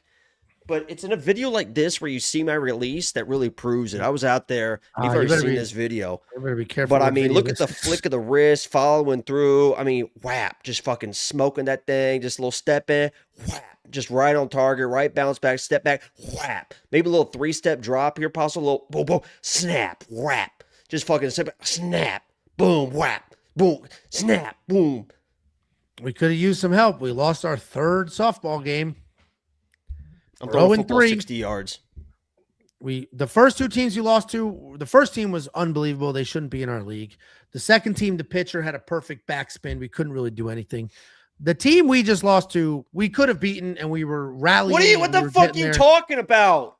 You sent me that video, like, look how good I could be at softball. No, I sent it as a fucking joke, but that video was supposed to show my arm action for the chat. It had nothing to do with you. What are we talking about? You sent that video to me. But that wasn't the main purpose. It was to record my arm action for the chat so I could finally put them to bed. Why are you trying to put children to bed? Next up, at UFC Seattle, we have Marcin Tybura taking on Tyrell Fortune. Marcin Tybura, 27-10 in his career, 3-2 in his last 5. He's coming off that knockout loss to Ante Delia, taking on Tyrell Fortune, 17-3 in his career, 4-1 in his last 5, making his official UFC debut. We all know Marcin at this point. He's a perfect measuring stick in this pretty weak heavyweight division. He's a little bit older, but he's going to move forward. He's going to throw a bunch of strikes to try to grind you to the cage, get you to the ground. He doesn't have like beautiful takedowns, but he sets them up pretty well with the striking. He's decent at everything, amazing at nothing. He doesn't have big power, but he does have decent technique and a good amount of volume. And if he gets you to the ground, he does a really good job keeping you there. He is coming off that knockout loss to Ante Delia, where he tried to slow the pace, but that just did not work out for him. Taking on Tyrell Fortune, new to the UFC, making his official debut. He's a big boy wrestler. He's got crazy power in his hands. Credential-wise, he is a very credentialed college wrestler, a Division II standout. I think he was voted like best Division II wrestler in the country. And despite having that very good wrestling, he can be taken down if people try, but he also can knock people's heads clean off. He has really big power. And if you didn't do the research, you would actually assume he was a striker and not a wrestler just by watching his fights. He has 11 knockouts, and he can fight for a full 15 minutes. He doesn't really slow down. This whole fight, in my opinion, is going to come down to if you think Marcin gets the takedowns or not, because despite Tyrell's credentialed wrestling background, he can be taken down. And when he gets taken down, he's kind of just laying on the ground like a heavyweight. He's not scrambling that well. He's not working his way back up. He's kind of just dealing with it. So if you don't think Marcin gets the takedowns, now we have a bigger, harder hitting, can certainly knock out Marcin standing there throwing heat. But if you think Marcin can just grind, use the UFC experience, get the takedowns, then you got to be on that side. I'm on the Tyrell Fortune side. I think the power is there. There's no way I'm picking a 40-year-old Marcin Tybura who was just knocked out. So Tyrell's going to be the pick. I think he can land clean. I think he can dot up Marcin. But, I mean, we'll probably know in the first 45 seconds how this fight's going to go. Because Tyrell's either going to land clean and we'll see it coming, or Marcin's going to immediately shoot and he either gets a takedown or he doesn't. Tyrell's going to be the pick. What do you think, Jacob? Yeah, Tyrell actually did an interview with our boy on our channel and said, I'm not fucking wrestling. I don't give a fuck. I'm not wrestling. I'm not shooting takedowns. I'm knocking this guy the fuck out, and it's going to be easy. And he was very confident, saying, they brought me in here to clean out the trash. They want this guy gone. Like, he's trying to be that type of guy in good form. Like, we need... Yeah. I mean, we need fucking energy in the heavyweight division. We need Tyrell Fortune to knock the fuck out. The heavyweight division's a fucking disaster, man. We just had who we thought was a prospect, Mario Pinto. Turned out he's a fucking disaster of a fucking fighter. We need people. So we need Tyrell Fortune. And I might fucking bet for the people, for the needs. Sometimes on the live streams, Angelo, I bet just so they miss, so everyone else can win. I make those sacrifices. Like, if everyone is playing first round KO, I say, you know what? I'm going to bet second round KO just so it doesn't happen, so everyone else can win. Okay? Tyrell should win for us, for the UFC, for the heavyweight division. He said, I'm not fucking wrestling. and I'm just gonna knock this guy out. Marcin Tybura he was obviously put down. I think even in his fight versus Mick Parker, I think Mick kind of clipped him a little bit. I'm not really sure, but he's 40 years old. The chin has just failed, and as long as he's not getting taken down immediately, but Marcin's a crafty dude, and this is a guy that, 2 fights ago, 6 months ago, was fighting. I didn't even know this guy was a fucking legend, but apparently he is. 6 months ago, Tyrell Fortune was fighting a 52-year-old. Tony Lopes, who I guess is a legend in the fucking whatever. I guess he fights like every week. Oh, he's one of those. He's a jobber. But he's 65 and 32. Like he's fucking, like he's actually like winning too. But he's 52 years old. Yeah. That's who Tyrell was fighting 6 months ago. I mean, he did smoke him. I mean, one right hand fucking knocked him out. But I fully expect Tyrell, if he keeps it standing like you said, he's going to, and lands a punch. He's got enough power to knock out Tybura. So I'm taking Tyrell, but, again, it's like one of those plays where you don't have to bet every fight. Like, let him prove it to you before you put money on him. But I think Tyrell by KO is worth it. I think it's like plus 150, plus 140. Yeah, or win inside the distance decision, no action if you're worried about Marcin. You're such a fucking pussy, dude. God, I'm trying to hit some fucking shit for some people. Plus money bet all this shit, and you come in with that fucking pussy shit, dude. Inside the distance decision, no action. That's why last week we had a fucking blast looking at every fucking prop bet without your fucking dumbass. Well, let's look at the year. I don't know. I mean, there's a situation where Tybura could, just kind of lay on top of this guy, use the veteran savvy. Despite the odds indicating Tyrell will win and the overwhelming comment section in our live stream right now of 600 something people, 70% of people in the world, the general public, are picking Marcin Tybura to win this fight. And it's always interesting to see those discrepancies. So Tybura is the overwhelming fan pick here, but that's not what the odds are saying. And you can see Tyrell went from a dog to the favorite. That's not what the odds are saying. That's certainly not what the live chat's saying. So it will be interesting come fight night what that looks like. If you do want to check out whether that KO prop bet get placed or any other prop bets on this fight, we've got them lined up, ready to go. Just go to wewantpicks.com, click become a member at the top, and instantly unlock every single one of them. It's freaking $10 for an entire month, and UFC 327 is just around the corner. Couple of super chatterinos, $1.99 from Reese Keaton, 574, baby. Is that an area code? Yeah, I actually had to look that up. It's, I guess, Northern Indiana. I've never heard of that area. In my fucking life, dude. Fuck Northern Indiana. Indiana's so busy. You need that's like up in the region, like the region. They call it like the region or whatever. Like everyone like north of like Lafayette or like north and west of Lafayette. It's basically they consider themselves like Chicago too. Like that's Illinois. Yeah. That's Chicago. I don't. Well, thank you for the super chat, Harvey. Claridges says, Australian $2.99, spend the summer in Perth. It's the best. I did go to Australia in high school for like 2 weeks. It was beautiful. Australia's crazy. I never knew that. That I went to Australia? Yeah. Yeah, high school. How old were you? 18. It was a senior year. Or maybe it was a summer between the two. You get some pussy? No. I went with my family. Oh, so, I mean... Yeah, anyway, go to bed. 90%, at least at the time, 90% of Australia's inhabitants live on the outside. The middle is empty, except for like hot. It's crazy. And then there's like those red mountains in the middle. We ate kangaroo though. It's disgusting. Oh God. It's gross. Jesus, man. Can you try to alienate yourself more? The people already kind of fucking hate you now. What else have you eaten, Angelo? What other animals? I'm raised by immigrants. I mean, I've eaten all of them. No pets, no dog, no cat, rabbit. Growing up, we used to go to my dad's friend's house and they had rabbits in cages in the back. We'd play with them. And then we would go inside and eat. And I didn't know for years that we were eating the rabbits. So I'd be like, where's the other one? Any chance you get to tell a food story? You see how excited his face got? Chat, rewind that and look how he just started glowing talking about some food story. $4.99 super chat from Jason Brown 8224. My son's birthday just passed, and we love your video. This is not child friendly. How old is this kid? Anyway, could you shout out a happy belated? His name is Koa Saint. Oh my God, I can't believe you said it. Oh No, I didn't say anything bad. Oh, yeah, I can't believe you just said that, dude. Nah, I that's really not thought bad. you were going to stop yourself. I really thought you were going to stop yourself. I can't believe you just said No, that, that's dude. that kid's name. I'm Oh, saying my God. Happy birthday, Koa Saint. Oh, no, don't say it, dude. Don't. What are you doing? Are you joking Nah, right now? you're gaslighting. Are you me. joking? What am I saying? Well, don't fucking say it again. Oh, my God. Jesus, you're about to Koa just yell Saint. it. No, we're not saying anything bad. Happy Stop, birthday, dude. Koa Saint. What? Don't Happy point and say it. belated. Oh my No, you're God! You can't gaslighting. point and say it. This That's is even gaslighting. worse. You salute and say it. $1.99 from Tittlefits. Jacob, shut up. Oh, shout out the main card parlay. First 6 leg.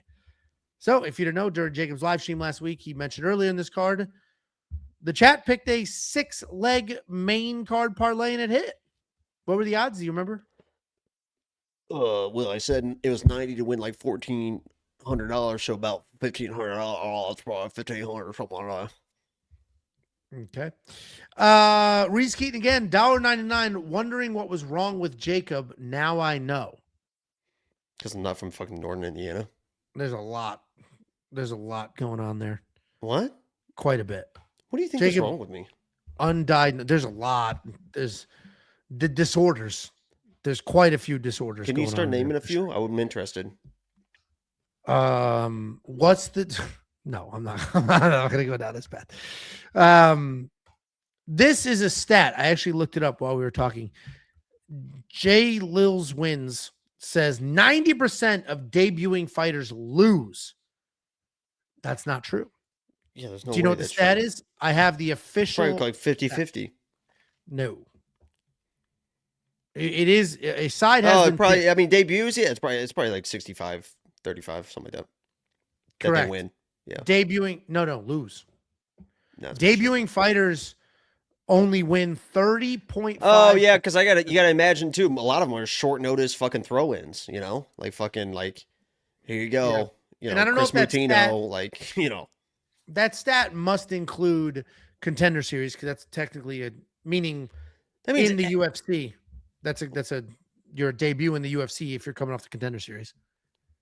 What are we even talking about?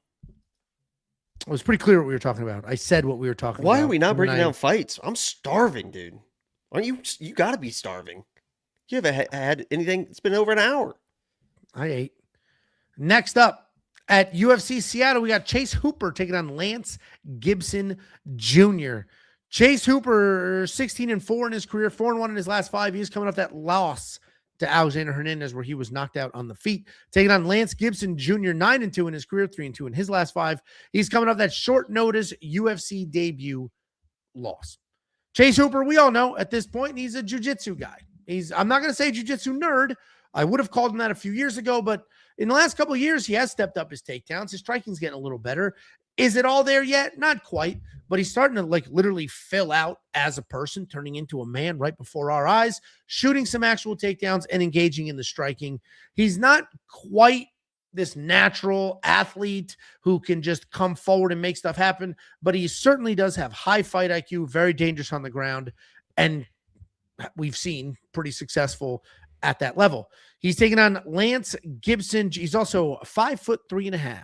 He's taking on Lance Gibson Jr., 9-2 in his career.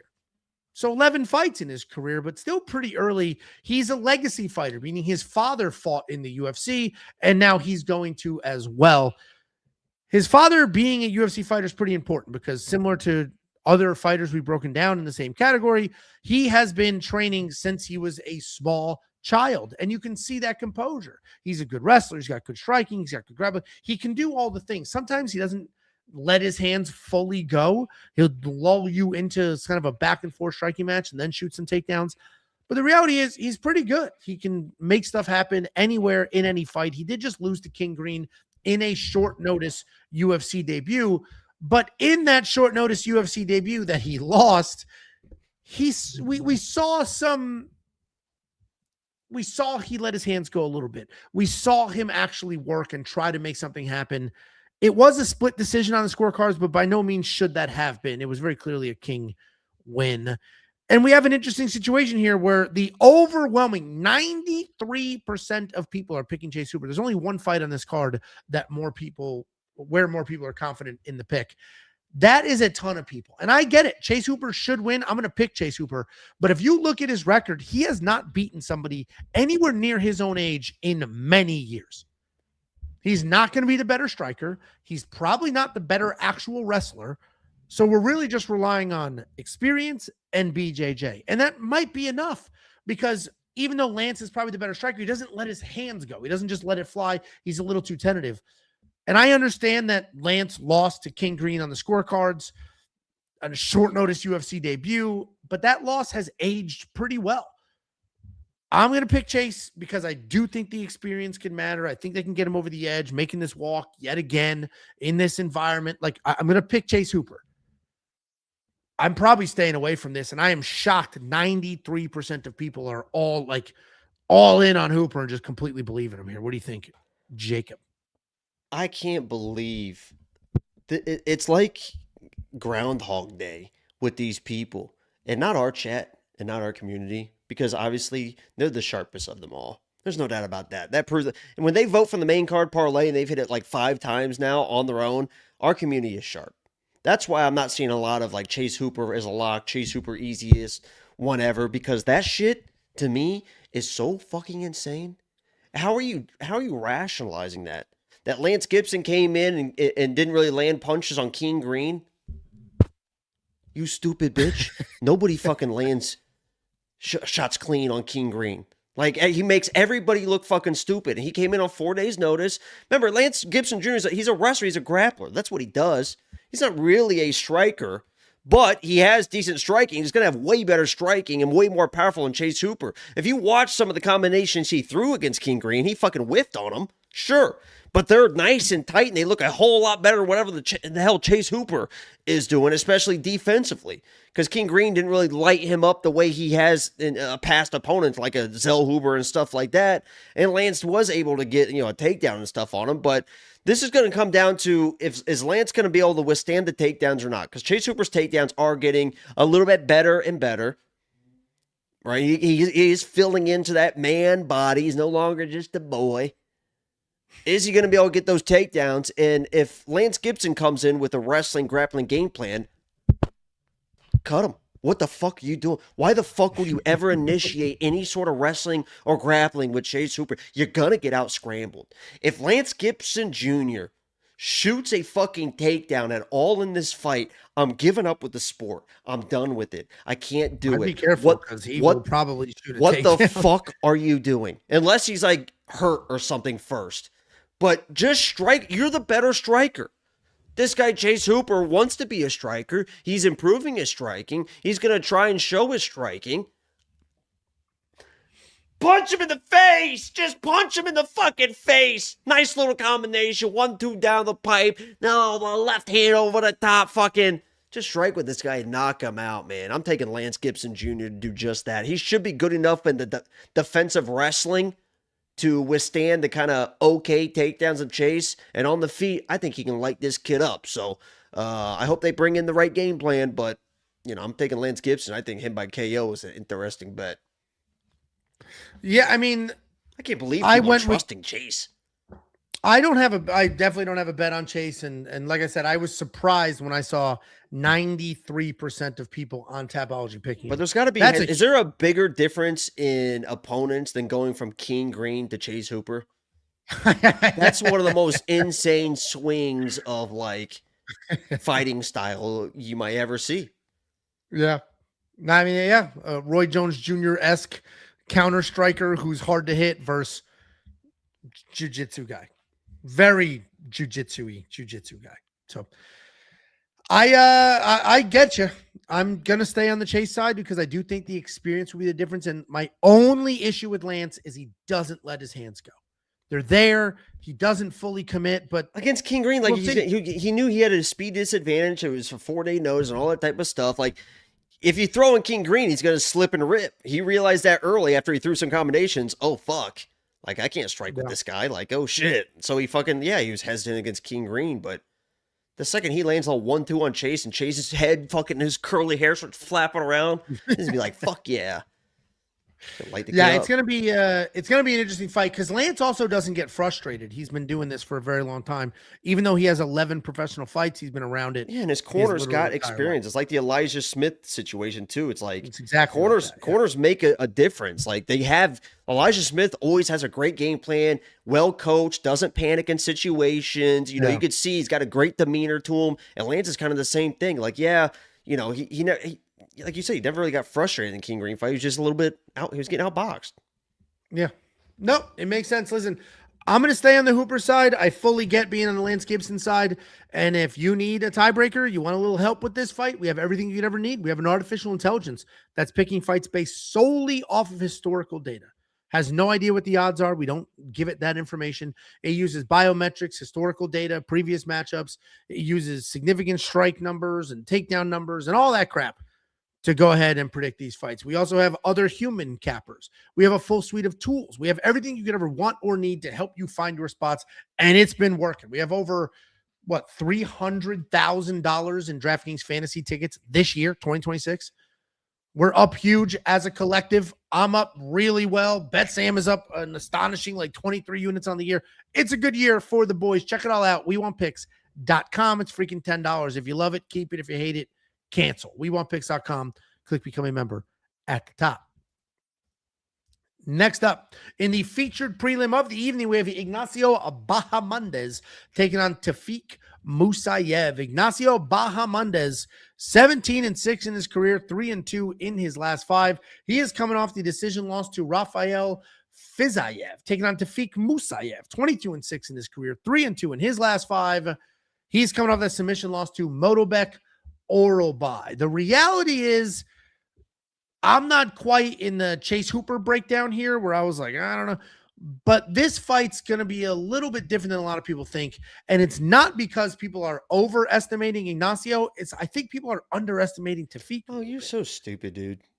Tofiq doesn't suck. He got a really tough, short notice come up fight against Motobek Orolbai. But outside of that, he's an exciting guy.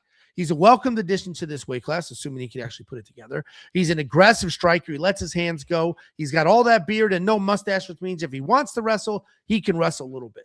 He's a powerful striker. He's a good wrestler. He's a tough matchup for a lot of people that can't immediately take him down. And of course, in his last fight, he was immediately taken down. But that gentleman just beat the piss out of Chris Curtis as well. Taking on Ignacio Bahamondes, 6'3" at this weight class. Uses the length really well. Uses the reach really well. Has okay takedown defense at 75%, has a horrendous 0% takedown offense. And sometimes you'll see 0% in those stats because they've never attempted, right? If I never attempt a takedown, it's just 0. It doesn't say NA.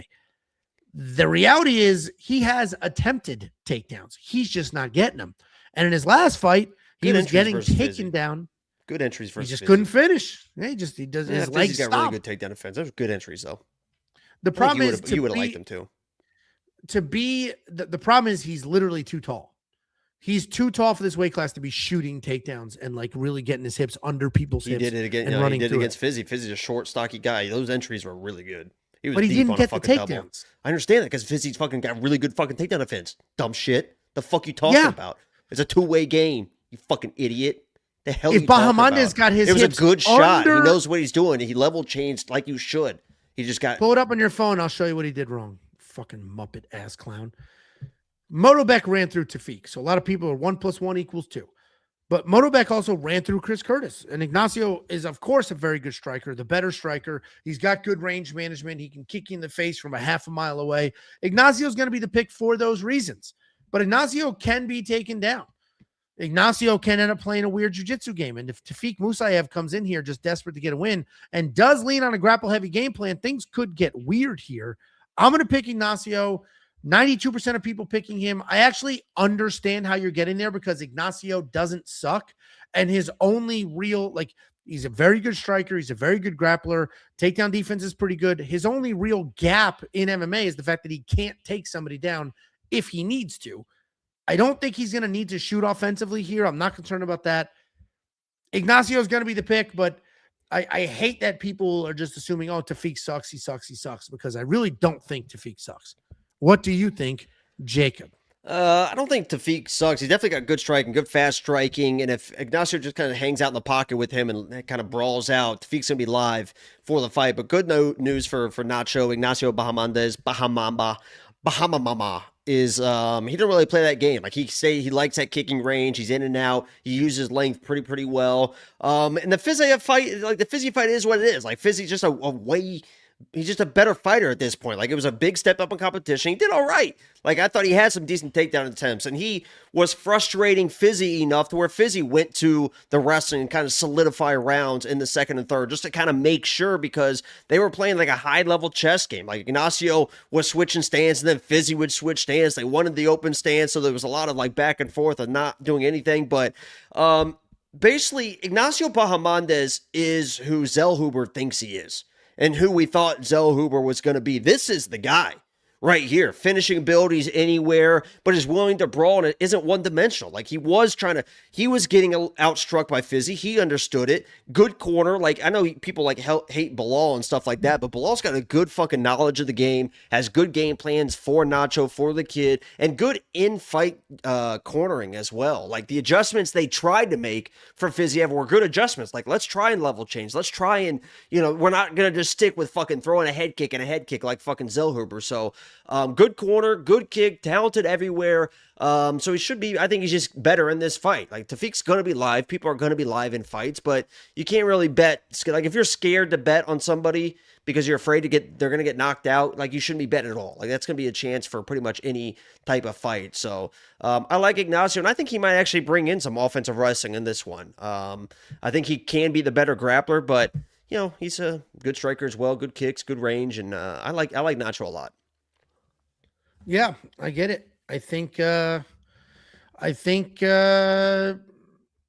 should win, and he's probably worth the price tag. Did you know his nickname was Nacho, or you just didn't want to mention it because I hear Nacho and I just black out. There you go. There's a picture. Now you're playing the game. Yeah. Drizzle. But you're like you get what, the sour cream, you're getting the cheese, you're getting the meat. I like American peppers. Nachos. I like no peppers. I like American nachos. Like when you go to the Mexican restaurants around here. When you go to the Mexican restaurants around here and get nachos, the flat ones. No, it's like they do it the same way that Chili's does it. Like Chili's nachos, where every chip is perfectly. I don't want that. Give me chaos. I want chaos. A pile of chips with a pile of shit on it, and some are better than others. I actually prefer that. I don't like each one. Like, all the Mexican places do the exact same thing Chili's does. Each big round chip perfectly coated. No, load that shit up. Make it a mess. $9,200 in DraftKings Fantasy for Ignacio Bahamondes. If you think he finds a finish, then he's absolutely worth that money. Bahamondes is certainly a very good fighter who could absolutely find a finish here. Whether he does or not, very different situation. 92% of you were picking him. I actually get that. I support it. I wish Tofiq had a little bit of a different matchup here, because I do think he could be a fun, exciting guy in this division, but he may not get the opportunity. If you do want to check out every pick, every bet, every tool, everything that we have to offer, WeWantPicks.com. Just click Become a Member at the top. It's only $10 for an entire month. No upsell, no cross sell, no nonsense. $10 every time, every month. WeWantPicks.com. Preston here says Mexicans following the way Chili's does something. Ha ha ha. No, Chili's obviously copied the other direction, but that was the comparison I used because that's how Chili's does it. Also, I picked Ignacio. Luban says Angelo picked Tofiq. I hope UFC Tracker Channel notices. He's referencing that time that dude said I picked God knows who. No, who did he say? I literally couldn't have been more. He said I picked Figgy instead of Nurmagomedov. And I was the only person on the island there when I made a scene. Only person on the island? Is that what you just said? Was that a little Freudian slip there? What the hell was that? Only person on the island. If you're the only one on the island, you're not touching anybody, are you? There's nobody there to touch. So you being the only one somewhere, confirming that you have been on the island just by yourself? Being the only one somewhere is fine. It's when there's a couple, and unsupervised is the issue. Weird. But yeah, he said I picked Figgy, and then I went on a rant. And now he uses me in clickbait for my picture as clickbait audio clips. I actually reached out to him. I was like, hey, man, I fundamentally disagree with a lot of shit you do. Like, because anyway, But I can't imagine how hard it is for you to track thousands of picks every week. So appreciate the hustle. If you ever wanted to debate or something like that, let me know, because it could be interesting content, because You're a master I do debater, not right? agree. Correct. Because I do not agree with a lot of what he does and how he does it, just like the logic behind it. But I was like, you don't seem too keen to be on camera. But if you decide you want to be, happy to, could be interesting content. Random ass rants and stuff that you're on. I'm a respectable. I haven't talked to you in 2 weeks, so I'm just getting it all out at once. And I'm a respectable guy. I could have a fun conversation with anybody. Anybody. I've seen you spit in some guy's face before. You've never seen that ever. Ever. I actually keep my cool. Wow. Well, defensive there. That's crazy. No, because these people believe shit. You know how many people thought I was that angry dude at the restaurant yelling at the waiter waiting for his dessert? So many people thought that was actually me. I know. Definitely wasn't you. I had to post pictures of where I was live in that moment, be like, this isn't me. Guys, what could be you, though, is somebody with an extra $50. I'll send you 50. Just go to this URL. On that page, you'll see affiliate links. You use the affiliate link. You sign up. You make a deposit. They get a new customer. Because they got a new customer, they'll give me $50 to say, thanks, Ange. We appreciate you, big dog. I will take... No, they don't give me $50. They give me more than $50. I slice the money. You get $50. So they pay me. I slice the money. You get paid. Everybody makes a couple of extra dollars. Go to this URL, sign up, make a deposit. Very easy, very straightforward. Afterwards, the number one question I get every week, though, is like, hey, how do I actually get the money? We have a form on the website. You just got to fill out the form. It has your name, what that account ID is, how you want to get paid. Because we have to make sure you actually use the link. Because if you don't use the link, then we don't make any money. And if we don't, you don't. Sign up, make a deposit, get yourself an extra $50.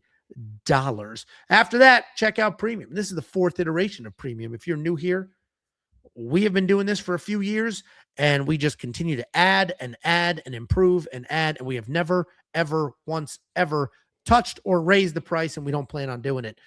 We have many tools, including the data analyzer. This is the most robust tool in this space, period. End of story. Allows you to manipulate data inside the data analyzer. We have a tape index. This is for people who want to do their own tape study, do their own research very quickly. Jacob just went on a rant about all the freaking the bullshit takedowns from Ignacio Bahamondes. Just pull up UFC Seattle, click on Ignacio. Where the fuck is the rest? What kind of shit? Those don't look very good. Oh my God, those were my nachos that I had in the Dominican Republic, and now you're fucking making fun of. Those are too basic, dude. Those are too basic. Oh, Punta Cana. Yeah, no thank you. Yeah, I mean, you and God, you're so anti-everything. Yeah, I'm anti-basic ass white nachos like that. Then just go to the tape index. Pull up UFC Seattle, pull up Ignacio Bahamondes, click on the fight with Fiziev. Boom. There's the fight. Go find those takedowns Jacob's talking about. We also have a fight simulator. Simulates fights 100,000 times. What the fuck are we doing? I haven't said anything I feel like it's been like a half an hour. It hasn't. I'm starving. Like go get his fucking sandwich. Get yourself a little fucking snack pack for the little baby boy whose blood sugar is going crazy. How's your iced tea, little boy? Is the caffeine going to keep you up all night? Is it okay? You're allowed to have the iced tea? Because you're a default to talking to a child. There's a lot of weird little telltale signs going on. I haven't talked in a minute, and I'm hungry. Does that sound like a fucking child to you? I haven't said any words or eaten. Fucking small child. Everything we have is on the website, in any mobile browser, or inside the app. We have an app. Don't ask me when the Android one's coming. Inside the app. It's free. Search We Want Picks in the iPhone app store. There will be an Android one eventually. I have no fucking timeline. Because the way that it's coded for Android... You're sober. That is crazy. Like, usually we're having fun. Like, last week was like a fun episode. We're laughing. We're joking around. And this one, you're like, fuck this. Fuck you. You're jumping down my throat every 2 seconds. I'm not doing anything but trying to just keep this ball rolling. Oh, you're just yapping, just gum flapping. Sound like a cow chewing its cud. Lights on. You sound like a cow chewing its cud. What's cud? When they chew the straw? Okay. Here's the 4 events you'll get if you become a premium member right now. We Want Picks. Who's giving thumbs up in my screen? Is there a ghost in my room? You are. No, I'm not. I'm not. Look, I'm just sitting here. Look, watch. I'm just sitting here. I'm not doing anything. No, the video's Oh, cropped. no, it knows. It knows. Oh. Yeah, the ghost. Oh, it does know. It just answered. Ask the ghost to do a thumbs down. Dude, let's treat this like the Magic 8 Ball. Okay, here we go. Yeah, let's ask a question. Ghost in Jacob's room. Have you seen Jacob jerk off to his own asshole in the mirror? No, dude. Yeah, see? Nothing. We didn't What are get you a thumbs waiting down on? either. Huh? We didn't get a thumbs down either. Huh? All right, now you ask it a question. Dear ghost, you must be in this house or whatever. Would you say that Jacob's schlong is, I'm sure you've haunted many homes. I'm sure you've been haunting for hundreds of years. Is one of the biggest you've ever seen in your life? Give a thumbs up or thumbs down.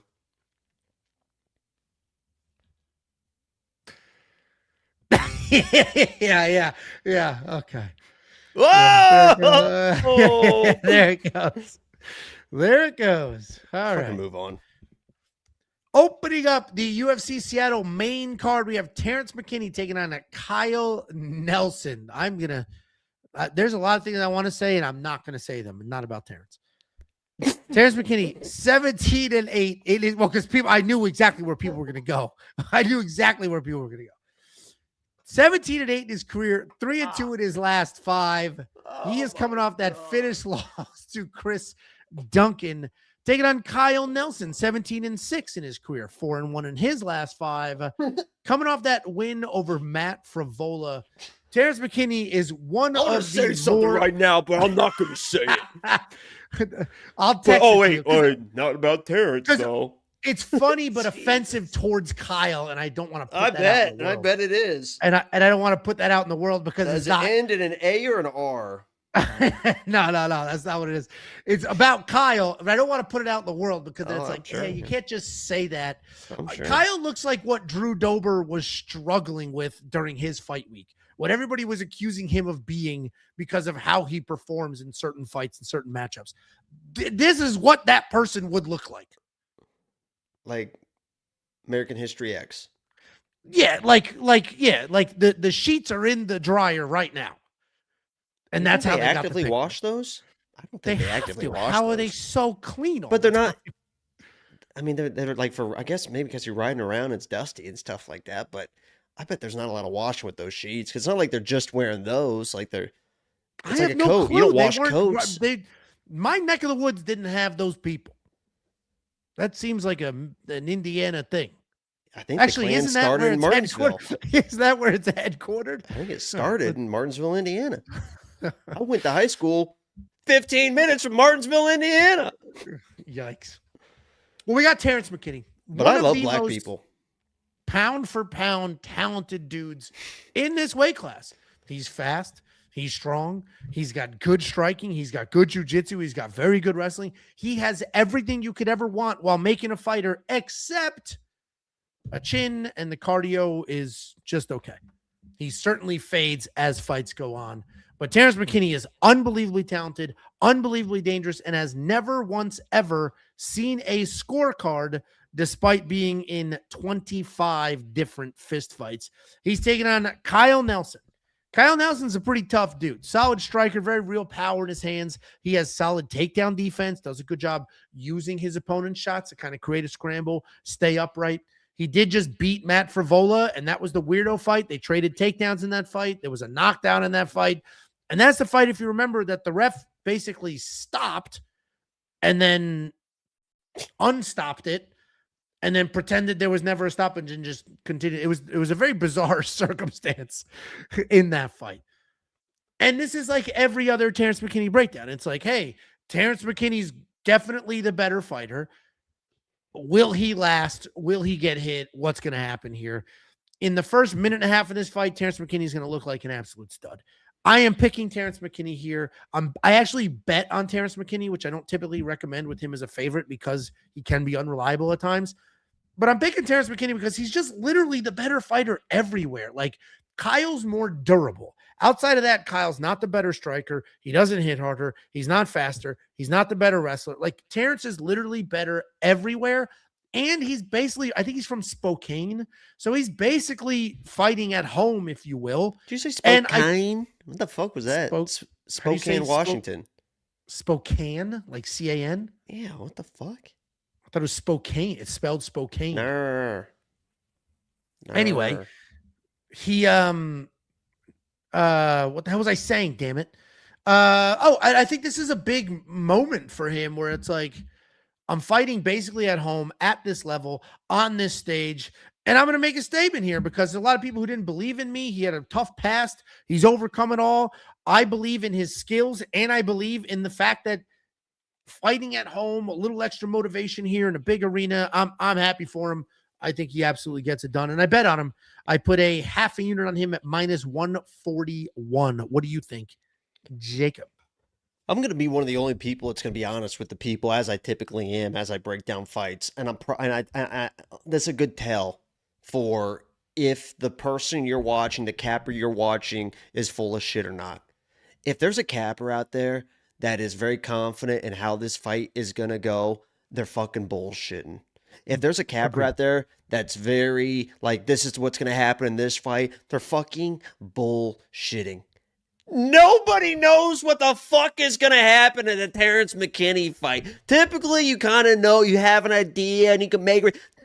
Terrance McKinney doesn't know what the fuck he's going to do in a Terrance McKinney fight. The guy just goes in and just acts a fucking fool, and Kyle Nelson is good enough to win a fight. I'm not saying he is, and I'm picking Terrance McKinney for all the reasons. He's explosive, he's a finisher, all this type of stuff.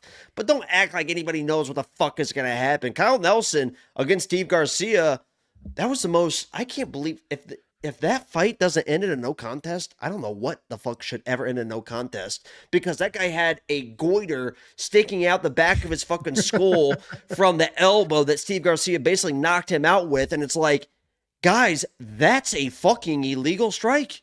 It's right there. There's no ifs, ands, or buts about it. He got cracked, and he's got the softball in the back of his fucking head. Look at that. That's a no contest. That's why he got knocked out. And then he comes in with a favela fight and should have got a first-round finish. So, and remember, he was having good success against Steve Garcia. Like, Steve Garcia came in aggressive. Boom. Kyle Nelson's on his back, controlling him. If that happens here, we know Terrance McKinney has about 3 minutes of cardio. So if Kyle Nelson comes in and gets the back of this guy for 3 minutes, this guy is fucked. So nobody knows what the fuck's going to happen. I'm taking Terrance McKinney because he is explosive and it's probably more fun if he wins. So, but Kyle Nelson, this is how I broke down this fight. Kyle Nelson is good enough to win this fight. Like, he's not a complete pushover. You know, He can withstand stuff, do some stuff offensively. And if it extends, obviously it's going to favor him. So good enough to win, but I don't think he does. I'm going to go Terrance McKinney, but if people act like they know what's going on, then, I mean, that's bullshit. Yeah, and I might be putting too much credit in fighting at home. But, fuck it. I threw a half unit on him, -141. I think he gets it done. His losses are good losses. Basically Canada. Okay. So Kyle's at home. What side of Canada is Kyle on? You can't ask people. You can. Like that. You can't ask people what their set is, Angelo. You cannot do that. Don't ever do that. Set? Don't ever ask. You're not supposed, you don't, unless you're ready to, I don't know what. If you want to bang, I mean, you can't bang unless you're ready to bang. Okay.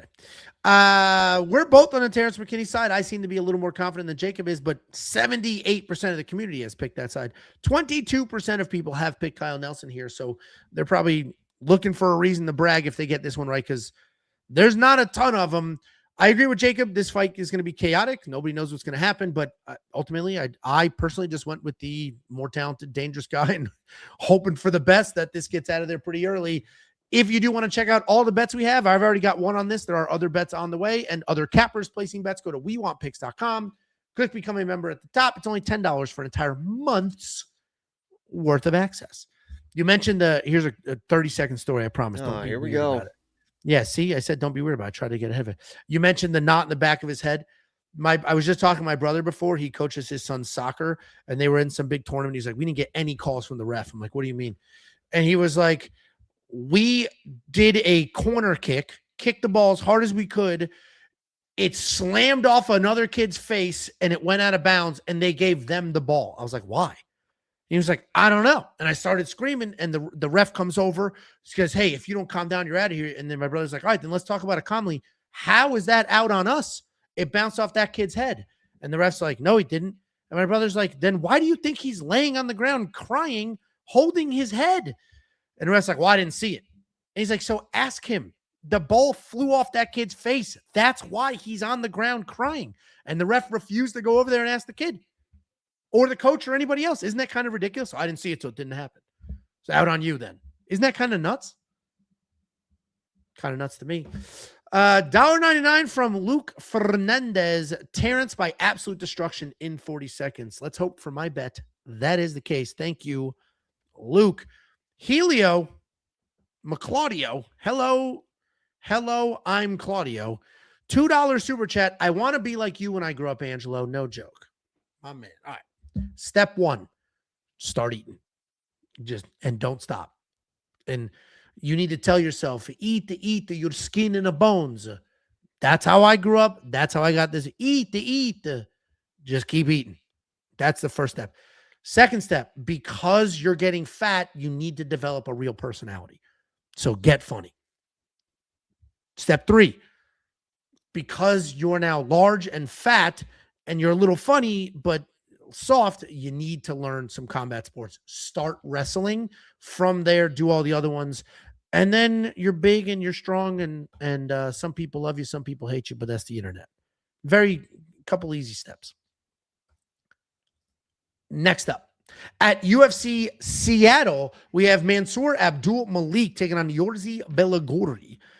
Mansour Abdul Malik, 9-0 in his career, undefeated, coming off the standing guillotine win over Antonio Tricoli, taking on Yorzi Belaguri. 9-3 in his career, 4-1 in his last 5.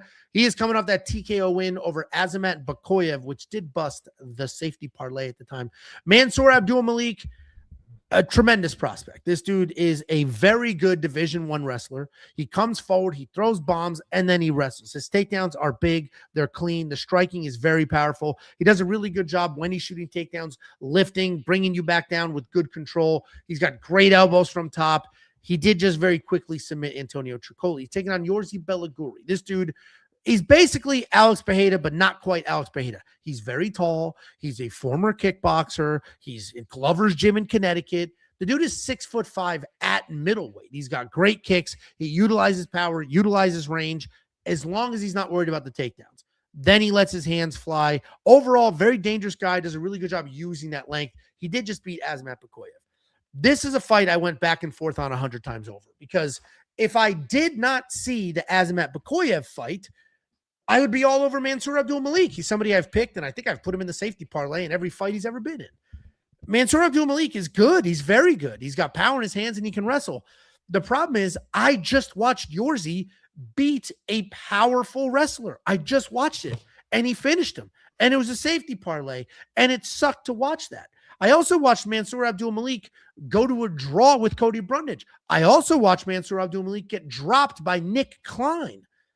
And I do think he's going to wrestle almost immediately in this fight, and he probably should, because if you're getting dropped by Nick Klein, Yorzi, with that power and that length and that reach, is going to make this a really tough night. I trust the training Yorzi's getting. I trust the size, the reach. We've seen him deal with a fast, explosive wrestler in his last fight.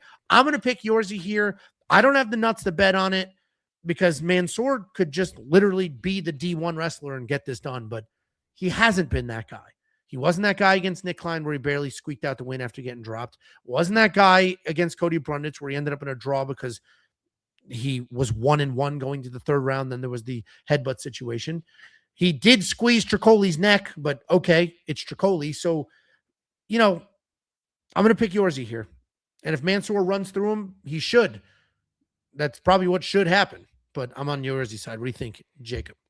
Here's what I find pretty giggly, I would say. Pretty hilarious, I would say. Pretty funny, I would say, about this fight is it was your boy, as it typically is, that was the voice of reason in Yorzi's last fight. Everyone was very high on it. Yorzi can't wrestle, he can't do anything. Oh, safety parlay. Put him in the safety parlay. It was me who told you guys that Yorsi was going to win that fight. That Azat isn't who you thought he was. The guy went to a fucking decision with Dylan Budka. If you ever see that, don't fucking... But nobody wanted to listen. Nobody wanted to listen. Everyone was Azat. Azat is horrible. But what I find funny is everyone that was like, Azat's going to do everything to Yorsi, all this big power with big wrestling, and they bet on Azat. Now those same fucking people are betting on Yorsi fighting a better Azat. I can't process that in my mind. You thought this guy Azat had all the How tools. can you not process that? People watch them be wrong. Yeah, you thought this guy had all the tools because this guy actually has all the tools, Angelo. Because what you thought Azat was is who Mansour Abdul Malik actually is. He actually does have actual fucking good takedowns. He doesn't just follow somebody just loosey-goosey following, big right hand. He's at an actual camp with actual fucking game plans. Everyone that you thought as that was that you were going to put money on, now you have that exact same situation, but instead of being a minus 400 favorite or whatever the fuck he was, you're getting him at basically even money. What are you doing? Now, I understand not wanting to bet Mansour. I get that. But why the fuck are these people making this transition? And if you like Yorsi, because you liked Yorsi against Azat and you were ahead of the game, good for you. Because Yorsi is a good fighter. I'm not saying that Mansour is gonna roll through this guy. I'm picking Mansour because he is what everyone thought that Azat was. I knew Azat was a fraud. But people are looking at Yorsi being like, he smoked Azat. So what do you think he's going to do? Azat is horrible. He's fucking horrible. He's horrible. And he still was pressuring, taking down, and landing shots in that first round against Yorsi. Mansour is a better Azat. He's going to come in with some powerful fucking wrestling, grappling. He said this week he's finally kind of understanding where he should be. He's finally got that confidence as a fighter. You saw in that Brundage fight, he was a little bit nervous in that fight. Mm-hmm. Then he came in that last fight against Tricoli. I know Tricoli is who he is, but he just showed he can be a little bit tough and just fucking came in with that wrestling game plan. Nice fucking double, boom, boom, boom. Looking the part. I think he gets in this guy's face, may finish it early, but the fight extends, it's going to favor Yorsi. I'm not stupid at that. My whole point is just to say it's funny seeing all these Azat backers finally have the fighter they thought they had, and now they're turning. It's like this is the matchup you thought you had with Azat. What do you mean? But right, I like Yorsi. I was obviously one of the only people that like Yorsi, so I get it that people are picking him in this matchup. But it's just weird that people are making that transition. But I'm picking Mansour. Listen, I get the Mansour pick. I'm going to poke holes in some of your logic here. The whole idea that, oh, you picked Azat before and now you're getting a better version of Azat. But we picked Azat with the assumption that you could take down Yorsi and crowd Yorsi and back him up. And that's not how that fight played out. Because Azat sucks. He's horrible. You want to say and I knew that. Sucks. That was a surprise to you. Maybe it's because Yorsi's that good. What do you mean Azat sucks? He's horrible. He went to a decision with Dylan Budka. And Mansour went to a decision with Cody Brundage and gave up a round. He didn't go to a decision. It legally couldn't go to a decision, and he gave up a round. Decision. It would have. He was being patient that fight. No, he wasn't just aimlessly fucking wild right hands. He was being patient in the fight. Okay. So going to a decision with Bill and Budka, the worst thing in the world. Losing a round to Cody Brundage, no big deal. Of course, it's no big deal. Patient. Cody just almost beat a minus 600 favorite. Cody was tossing Bo Nickel around the cage. What's getting dropped by Nick Klein do for your career? What does that mean about you? Hold on, let me check this. You got a bet on Yorsi, right? You're very confident. Let's see. I haven't placed the bet yet. And I specifically said I'm not going to bet on this fight. Okay. I specifically said I'm not going to bet on this fight. The words matter here, Jacob. I specifically said I'm not going to bet on this fight. I also specifically said I fully understand the Mansour Abdul Malik pick. It's your logic I'm poking holes in. My logic makes complete sense to anybody that understands what the fuck is going on. This is who you thought you had. A guy that got dropped by Nick Klein. That's who we thought we had. Because I'll tell you right now, if I watched Azat get knocked down by Nick Klein, there was a 0% chance I would have picked him against Yorsi. 0%. I think he was getting. But we've never seen that before, has we? We had never seen that before. We saw Azat beat the absolute fuck shit out of everybody he had ever fought leading up until that moment. Beat the brakes off him. We have not seen that from Mansoor yet. And I think Mansoor is that guy and can get there. But who has Mansoor beat the brakes off of in the UFC? Who? Nick Klein got cut, and he didn't beat the brakes off of Nick. He got dropped in that fight and had the rally in the second round. He goes to the third round with Cody Brundage after giving up a round. Could have lost that fight, but the illegal headbutt might have saved him. And then, he chokes out one of the worst fighters in this division. And I'm not saying this to say Mansoor is not good. I think Mansoor is very good, and I'm totally fine with people who want to pick him. I'm saying this to attack your logic because I disagree with how you got. If you said Mansoor's the pick because he's a D1 All-American wrestler, he has great power in his hands, and we've seen him be patient against Cody Brundage, so I can trust him to do any of those three things. Great breakdown, great pick. But for you to say you picked this, that's not my pick. That's not the analogy for my pick, you idiot. That was just an analogy I made. I'm disagreeing with your analogy. You just said you were disagreeing with me using it as my pick. You didn't give us a reason to pick Mansoor other than this. I said he's who you thought he was. He's got the wrestling and the power. He's probably going to take this guy down and maul him. What do you mean? Okay. You don't listen. Oh, I listened. And I formed an intelligent argument. I'm starving, Mansoor, man. Come on. Mansoor might win this fight. So I get it. And if you need a tiebreaker, because Jacob and I are getting after it right now, WeWantPicks.com. You have the artificial intelligence. You have Artem, Betsam, and Kunith also picking all the fights. Check out the tiebreakers. Check out all the tools, the picks, the bets. See what the artificial intelligence has to say. Go from there. WeWantPicks.com should be a requirement from now on. You have been screaming at me like a lunatic this whole show. You're not even making any sense. I am speaking very clearly. Why am I so red? Look how white I am. What? Rob's FinTech, $5. Somebody clip that. WTF did I just join? Angelo over here going on a rant about ball bouncing off a kid's head. Jacob looks bored as shit of the stories. Yeah, Jacob's not a big story fan. Slouches down. I thought that was a decent story, honestly. Thank you for the super chat. Next up, at UFC Seattle, we have Julian Erosa taking on Lauren Douglas in another fight that many people are pretty sure they know which direction it's going to go. Julian Erosa, 31-12 in his career, 3-2 in his last 5, coming off the decision loss to Ezekiel Costa, taking on Lauren Douglas, 13-5 in his career, 5-0 in his last 5, making his official UFC debut. We all know Julian Erosa at this point in time. He's very long for this weight class. He used that length pretty well, both on the feet and on the ground. He's pretty well-rounded, high output striking. On the ground, he can certainly snatch up some necks. He has decent wrestling. He has 17 takedowns in the UFC, an average of almost 2 per fight. He's dangerous everywhere. He's a dog, but his body's starting to fail him a little bit, and he can be just hit way too much. He is coming off that loss to Mel Costa where he had a couple of takedowns, but the striking was far behind. Taking on Contender Series standout Lauren Douglas, well-rounded guy, probably one of the better people to come off this last season of the Contender Series. He's got powerful striking. He has solid takedowns. His striking is diverse. He manages range really well. He's got good leg kicks. He explodes in the pockets. There's hooks. There's uppercuts. The takedowns are not desperate. He'll lower his level. He'll shoot very real takedowns. He's not just clinching or trying to drag you off the cage. The power is real. The technique is real. And the hype seemingly real. So I understand the odds. I am going to pick him to win. I think he's going to be the better striker. I think he's going to be the better wrestler, probably better jiu-jitsu, but you can't just ignore Julian Erosa because he will snatch a neck.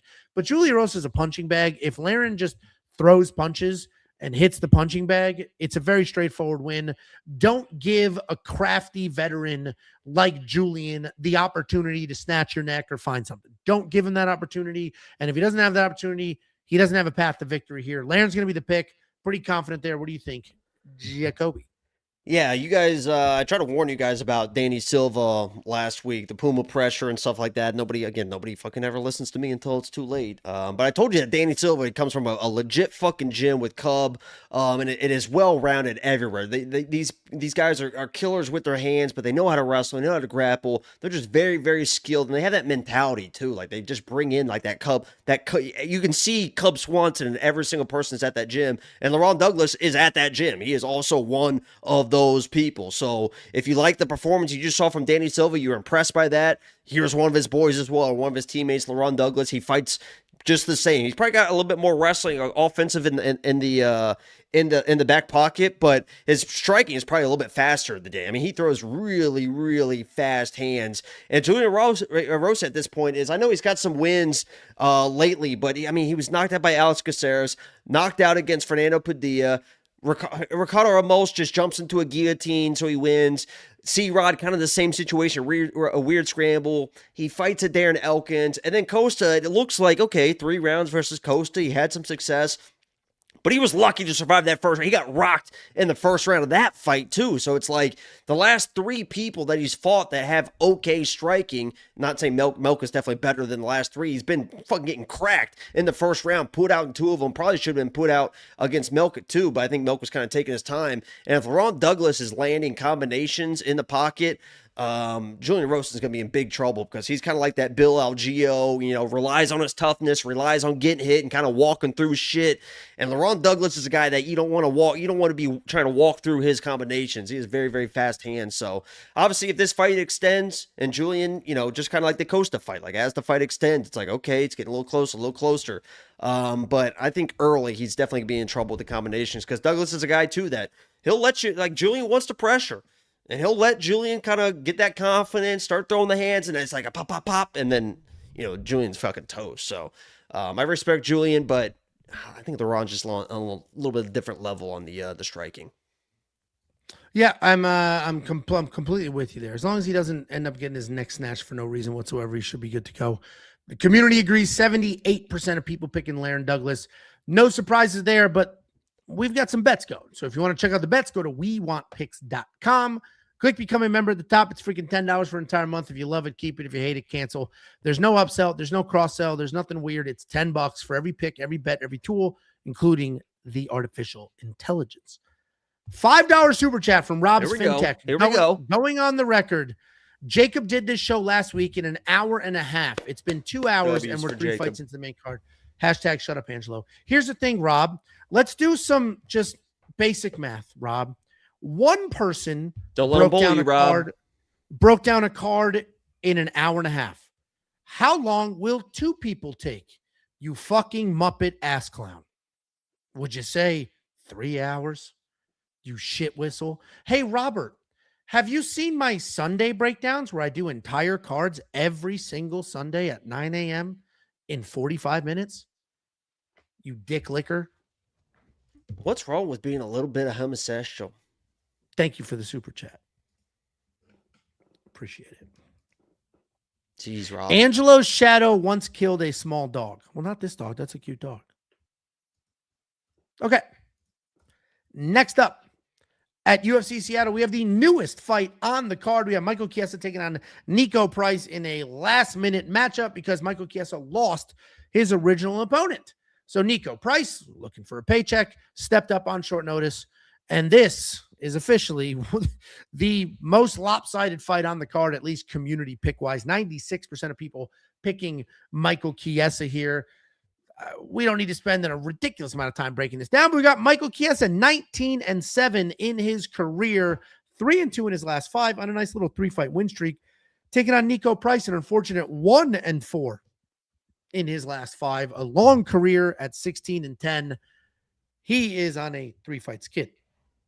Michael Chiesa, a pretty one-dimensional guy, but what he does pretty well. He moves forward, he grinds, he gets the takedowns, and he works.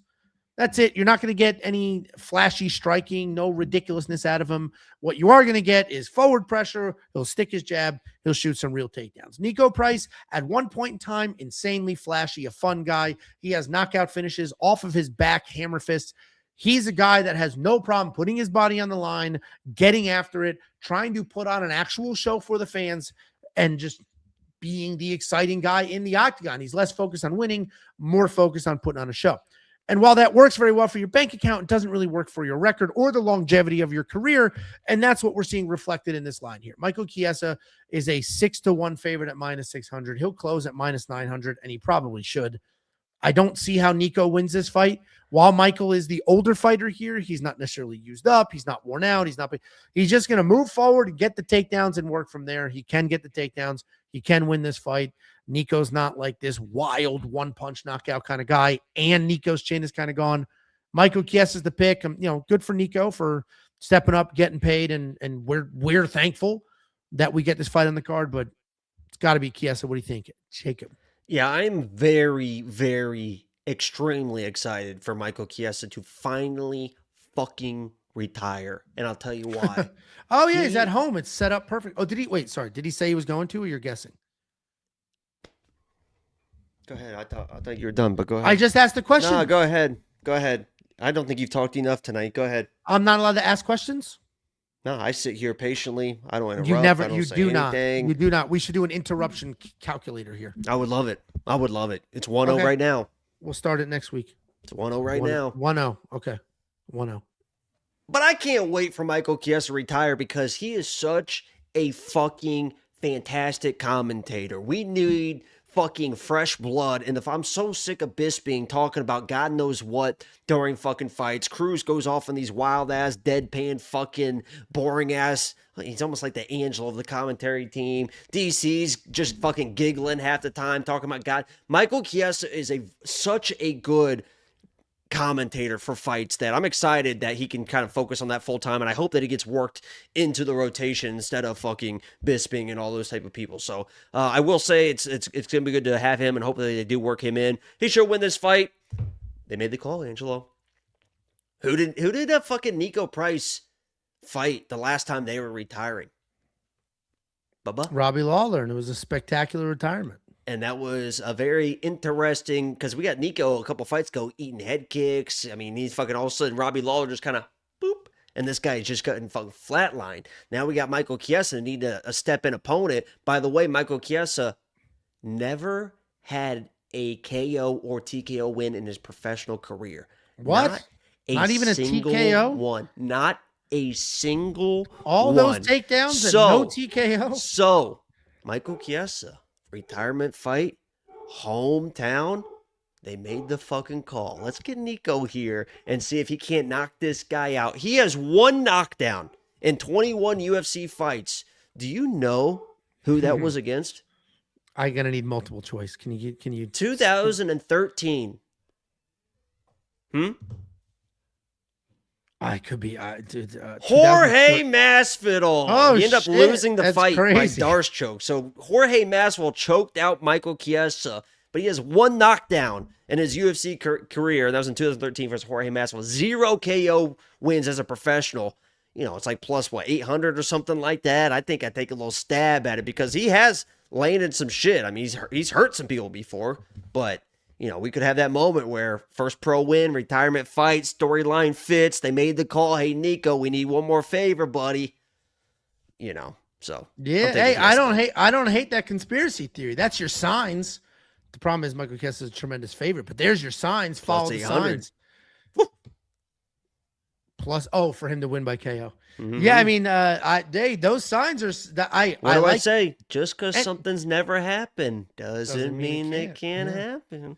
Well, and the reality is Michael Chiesa is at home, right? I think he's also from Spokane or whatever. Spokane. So yeah, I love it. On the Chiesa side, I like the little backdoor breakdown there because insight into the actual fight's stupid. We all know what's going to happen, but I do love that little theory there. So if you want to see if we place any knockout bets on this fight, wewantpicks.com. Click become a member at the top. And if it hits, you got to show Jacob all the love for that because there's nobody else coming up with that theory. I promise you that. We have another $5 super chat from the kid that's obsessed with me, Rob's FinTech. Like this super chat if you want only Jacob to do the stream next week. That's a good-looking guy, too. That guy's fucking locked in, man. That thing could steal Tiffany with his without much effort. Hand like this. Ooh. No, that guy's... He strolls through the neighborhood. And what's he doing with that arm then? Ooh. Oh, excuse me. That's what he's doing with that arm. That's Why Rob are you Fintech. so homophobic? I'm You know, a lot most of people that are phobics. homophobic are closeted. I'm Maybe. very out and open and accepting. There you go. That's how you know Open I'm arms. not. Open arm Jacob. I can give people your phone number. They can reach out. You love talking. I would never do that to you. Are we ready for the co-main event? Yeah, what the fuck? I mean, Jesus, man. We, dude, this is like from now on, we need like a 2-drink limit, like clubs, you know? Minimum. Like, yeah, minimum. I mean, yeah, 2-drink minimum from Angelo from now on, because this is a rough one. Guys, if you tuned in last week and you had a lot of fun, you're like, what the fuck is this? I don't know either. Take over the Tuesdays. Hey, take over the Tuesdays and let's see. Take it over. Oh no, my life got a little easier. Take over the Tuesdays. What do you mean? And take we'll them see. over? Do the Tuesdays then.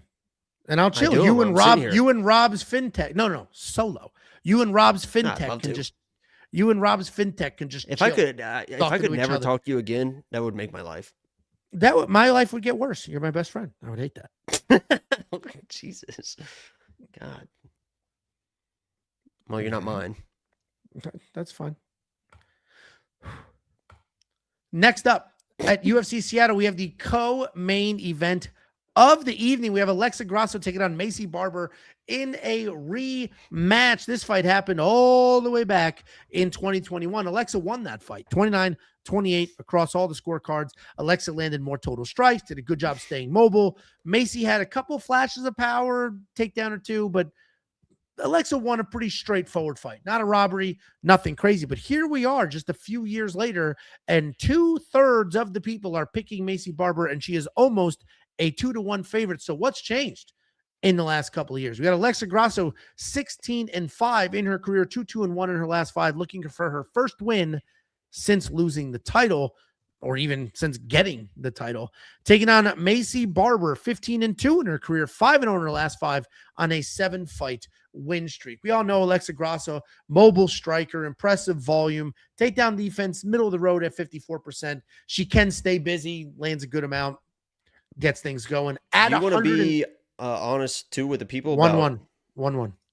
Yeah, that's fine. This is actually relevant because Okay.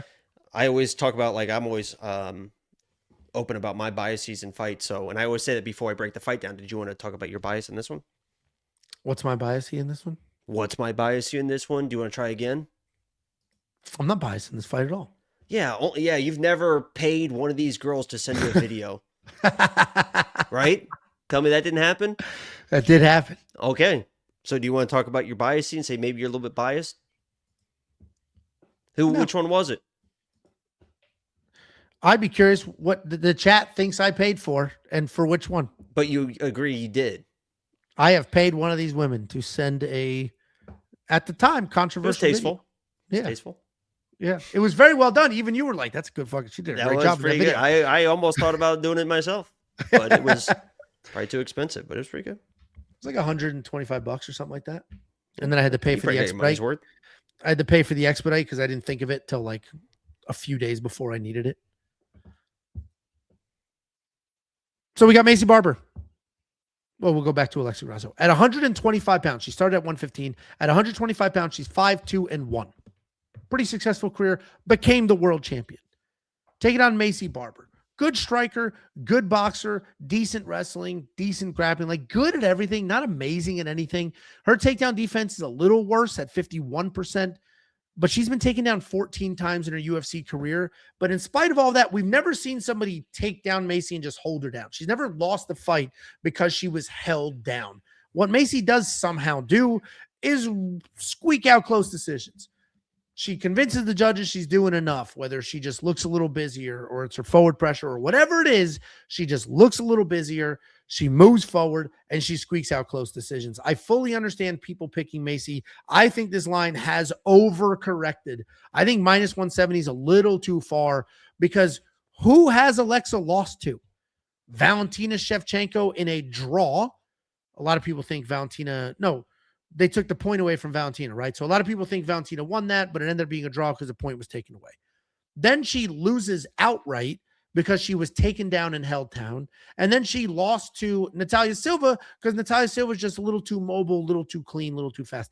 Outside of that, who is Alexa losing to that people have said, I know she beat this woman a few years ago, and I know the woman that she's beat has had medical issues, like literally a seizure, and was in the hospital, and they didn't know why for months. But this woman is going to win minus 170. I disagree with the odds. I am still going to slightly pick Macy Barber here, only because she has a knack for winning these very, very close fights. I think she does do a good job transitioning from the striking to the wrestling, and I think a couple of takedowns will be enough to edge out what might be a really close fight. Do not bet on this fight, period. And if you're thinking of betting on Alexa, just wait for the weigh-ins, because Macy might look like shit. Macy cuts a lot of weight, and she might look like death's door on that scale. And if she does, and you're already on the Alexa side, maybe take your stab. But I am surprised to see in a rematch, a pretty straightforward fight a few years later, when nothing has changed other than the winner of the first fight became the world champion, the odds be this far apart. Seems a little crazy to me. What do you think, Jacob?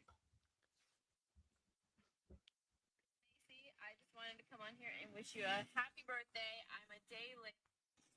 Hey Jacob, it's Macy. I just wanted to come on here and wish you a happy birthday. I'm a day late, so happy belated birthday.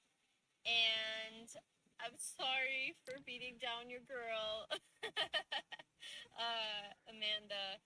And good luck with all your picks. Yeah, so fuck her. I'm going Alexa Grasso.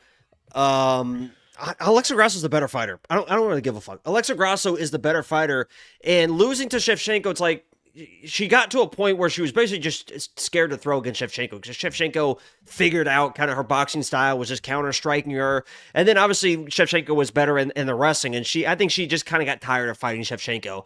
And when you look at her fighting that Natalia Silva fight, she came in, I think, with a different mentality. She was chasing down Natalia Silva, but Natalia Silva is just a girl that you can't really chase down. Alexa Grasso is the reason why she won the first fight is because she's the better fighter. She's the better boxer. She has offensive wrestling and grappling. If Macy takes her down and she starts playing that guard, it's almost like the Yanez fight, right? I believe that she is going to force the wrestling out of Macy Barber. And if Macy Barber shoots a takedown and Alexa Grasso gets taken down and plays that guard game like she was against Shevchenko, she's going to lose. She's going to lose because she's good enough to get back to her feet. If she gets back to her feet, she is the better striker. And the good news is, Macy's not a girl like Shevchenko who's just going to stand and wait and wait and wait and then counter off your striking and be the faster striker. She's not Natalia Silva that's going to be dancing left and right and running from you and in and out and doesn't want to exchange in fights.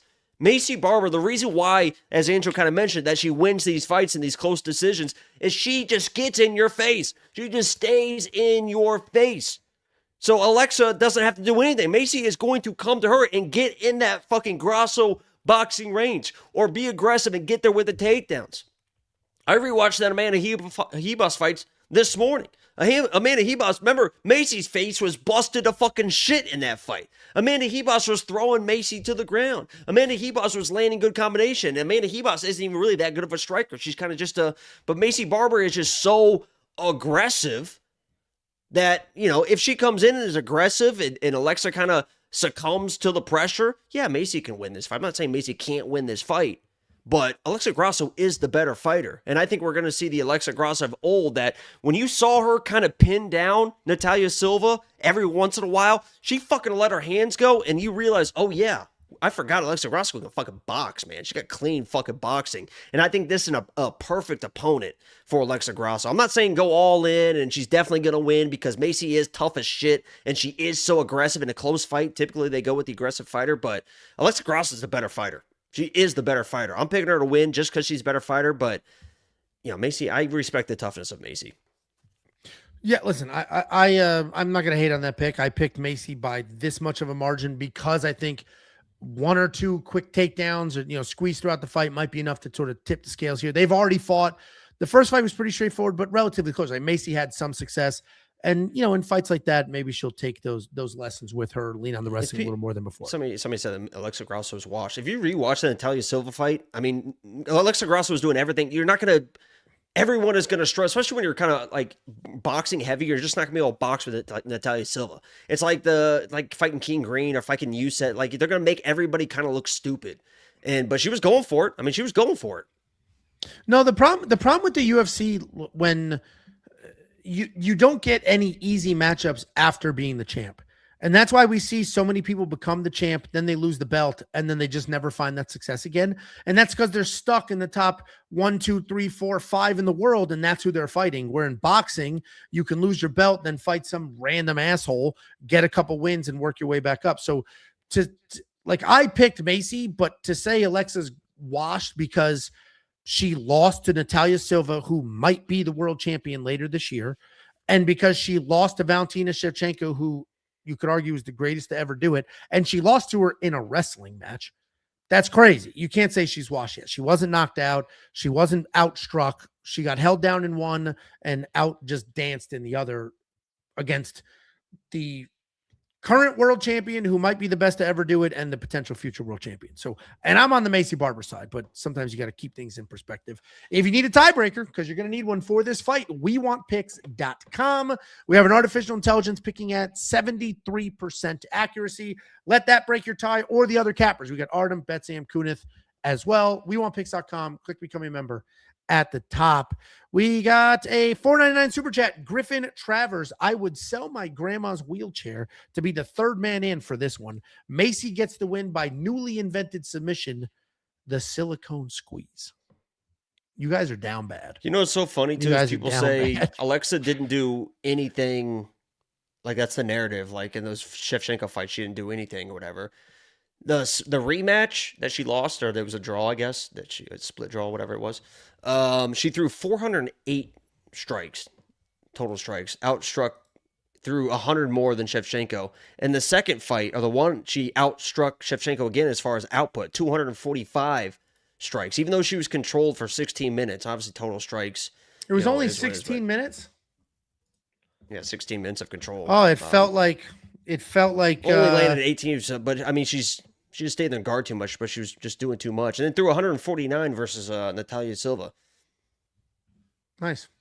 So, yeah, some of those are a bit surprising, honestly. Thank you again for this super chat. And then this absolute Muppet says, nobody cares about your cameos.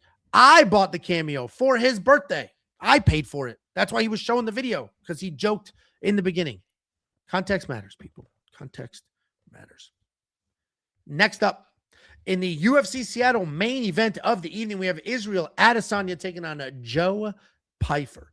And originally when this matchup was announced, I was like, I don't know if I like this or care about this, because if Izzy wins, people say, who cares? He just beat the number 14 ranked guy. Doesn't matter. If Joe wins, of course he won.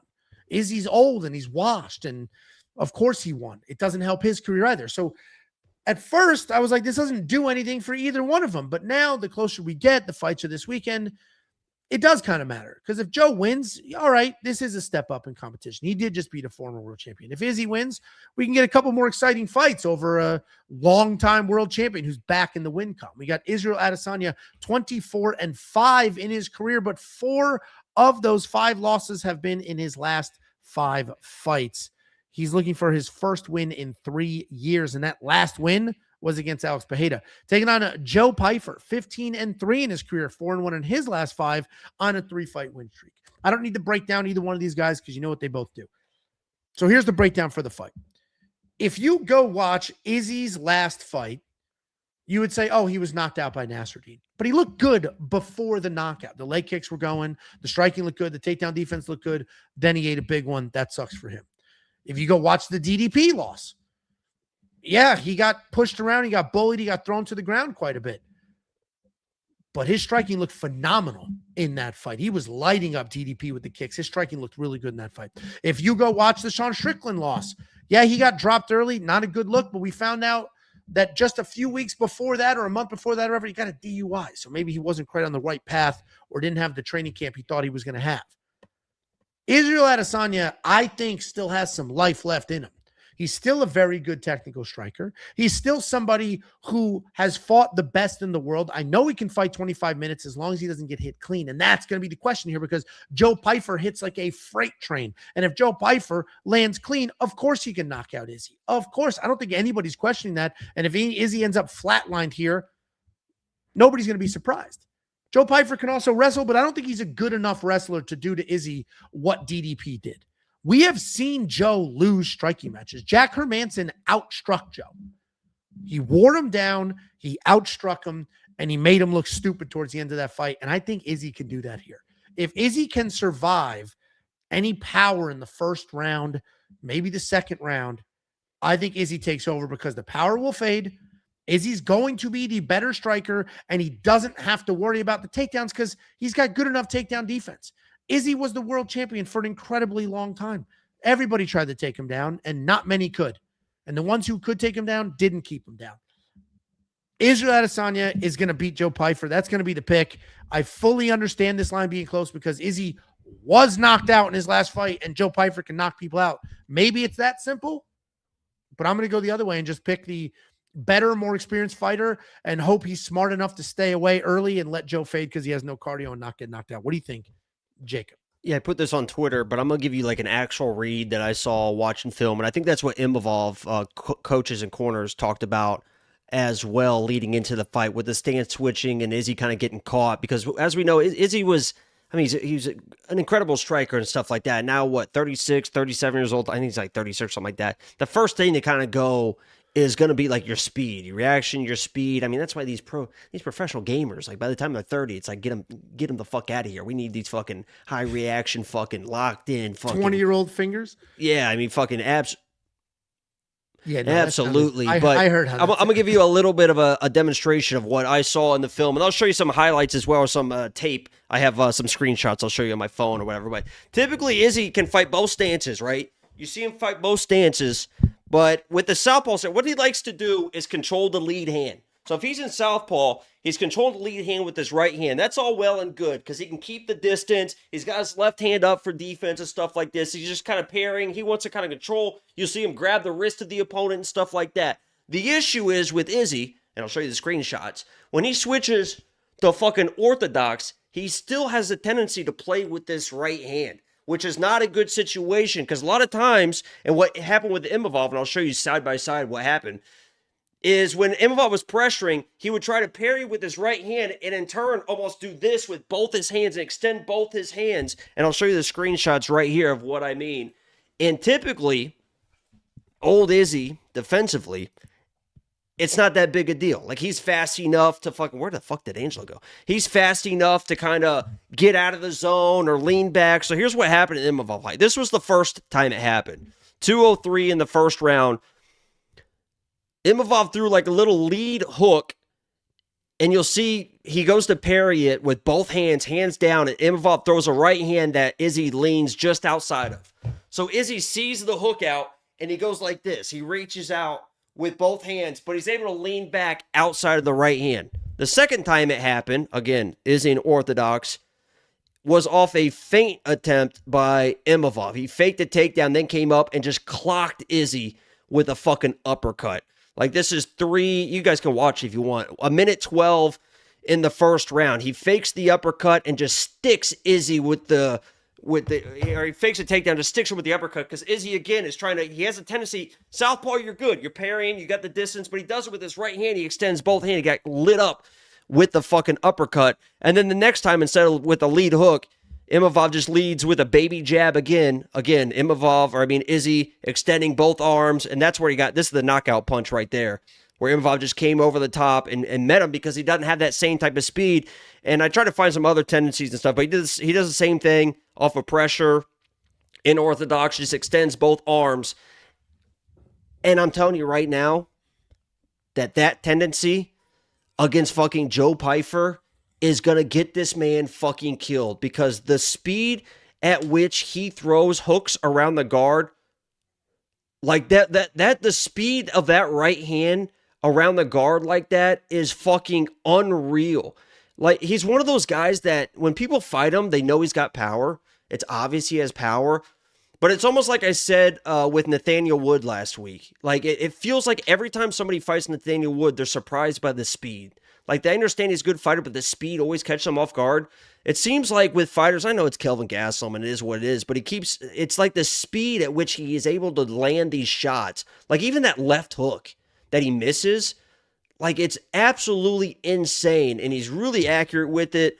I just think that Izzy at this point isn't going to be able to just lean back out of the length and the speed of Joe Pyfer. And if Joe wants to come in the wrestling game plan, I think he can get the takedowns and the control as well. So, obviously, if the fight extends, it's going to favor a guy like Izzy, the experience and stuff like that. And it's probably going to be a situation where it's like, you know, he's looking good, and then bam. I just think Joe's, and I don't like Joe at all, but miserable bastard. Yeah, I just think he's at that, but hey, I think he's a born again Christian now, so he's all good to go.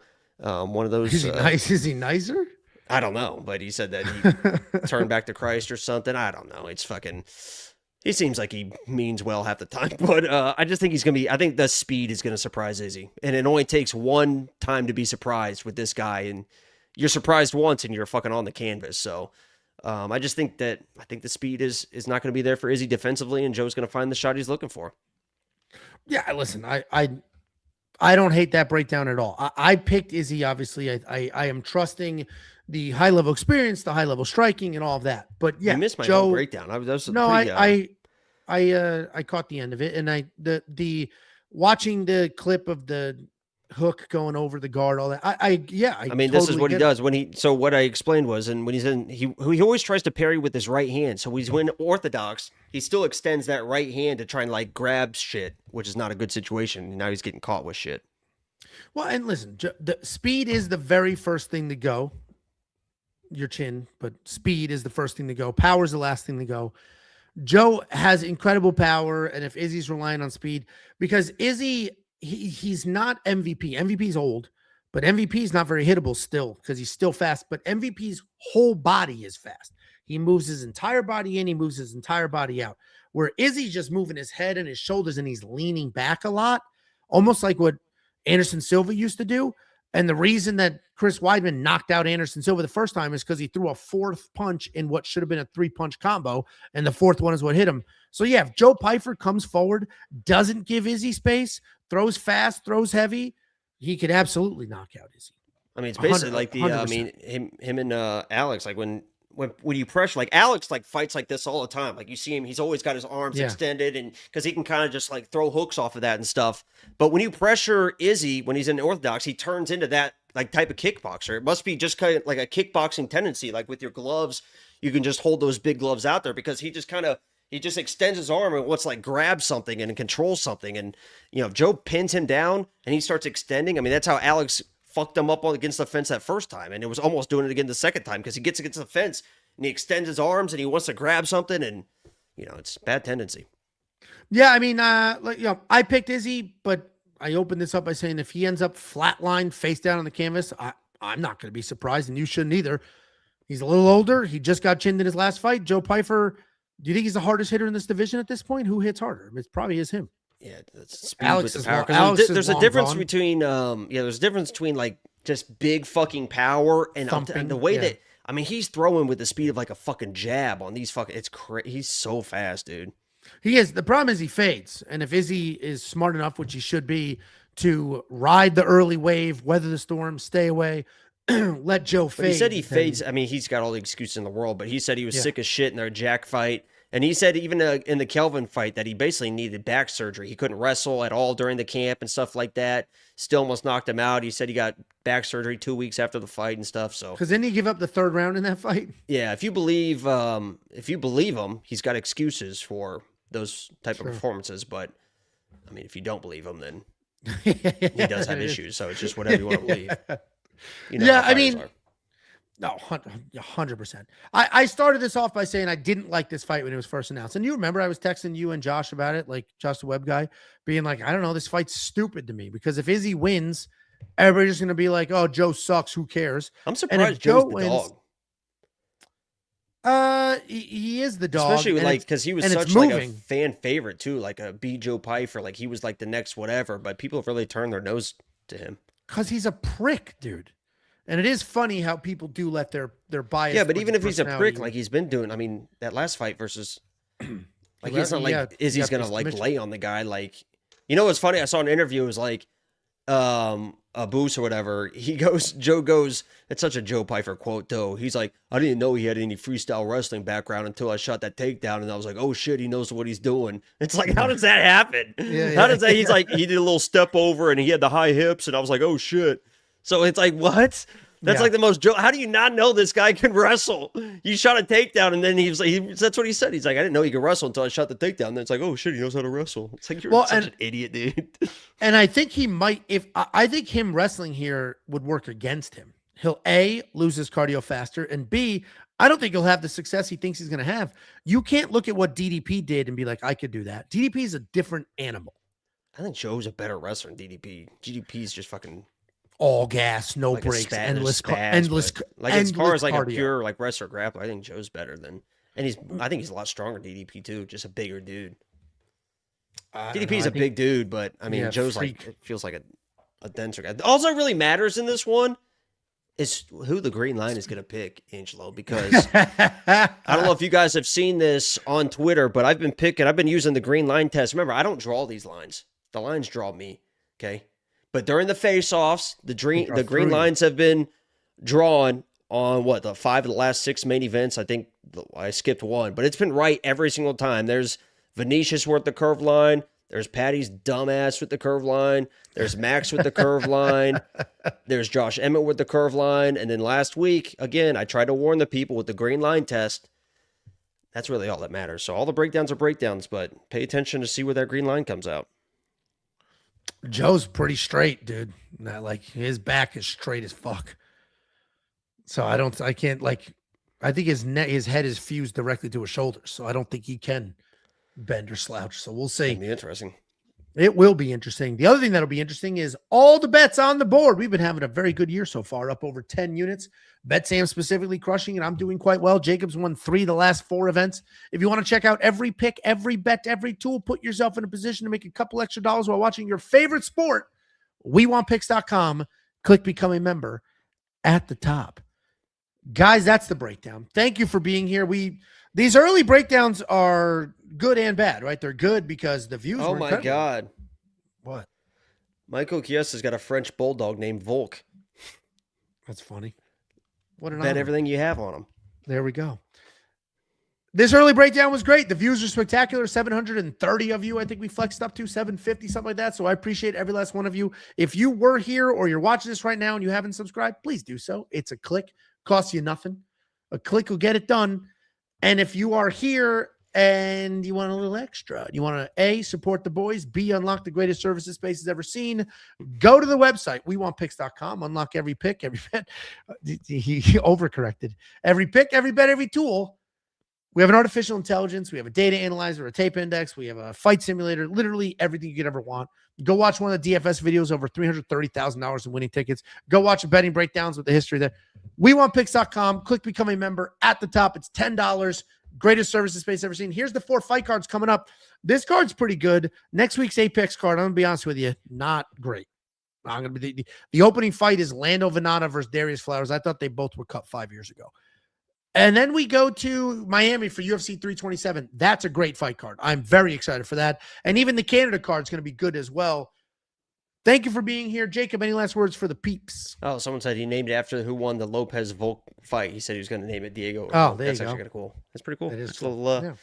a little story. I live with a little French bulldog. They're little shitheads. I couldn't imagine. I have a giant They're fun shithead, dogs. so They're a lot of fun. A lot of issues though. Skin issues, kind of like yourself. Kind of fat skin issues.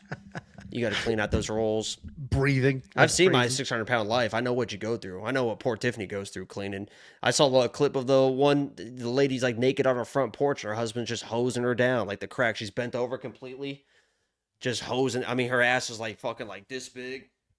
And he's like in there fucking like hosing the cracks and crevices down. You really, I don't think I love anybody that much. He was like, I do because I love her. And it's like, yes, you do, sir. Yeah, yes, dude, that's unconditional love. Not like he pumps my gas, he opens the door for me. No, that is. Would you hose me down? And he's dead serious. Like, I do. 'Cause I love her with all my heart.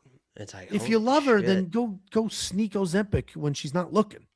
That's what somebody Fucking should say. That's jab her in rolling the ass. joke with blow what's darts from a mile away. What's the fat rapper name that wears the pink, the black guy? Fucking Big X. no, the fucking really big one. Somebody said they should Big shoot X? with Ozempic with a fucking blow dart.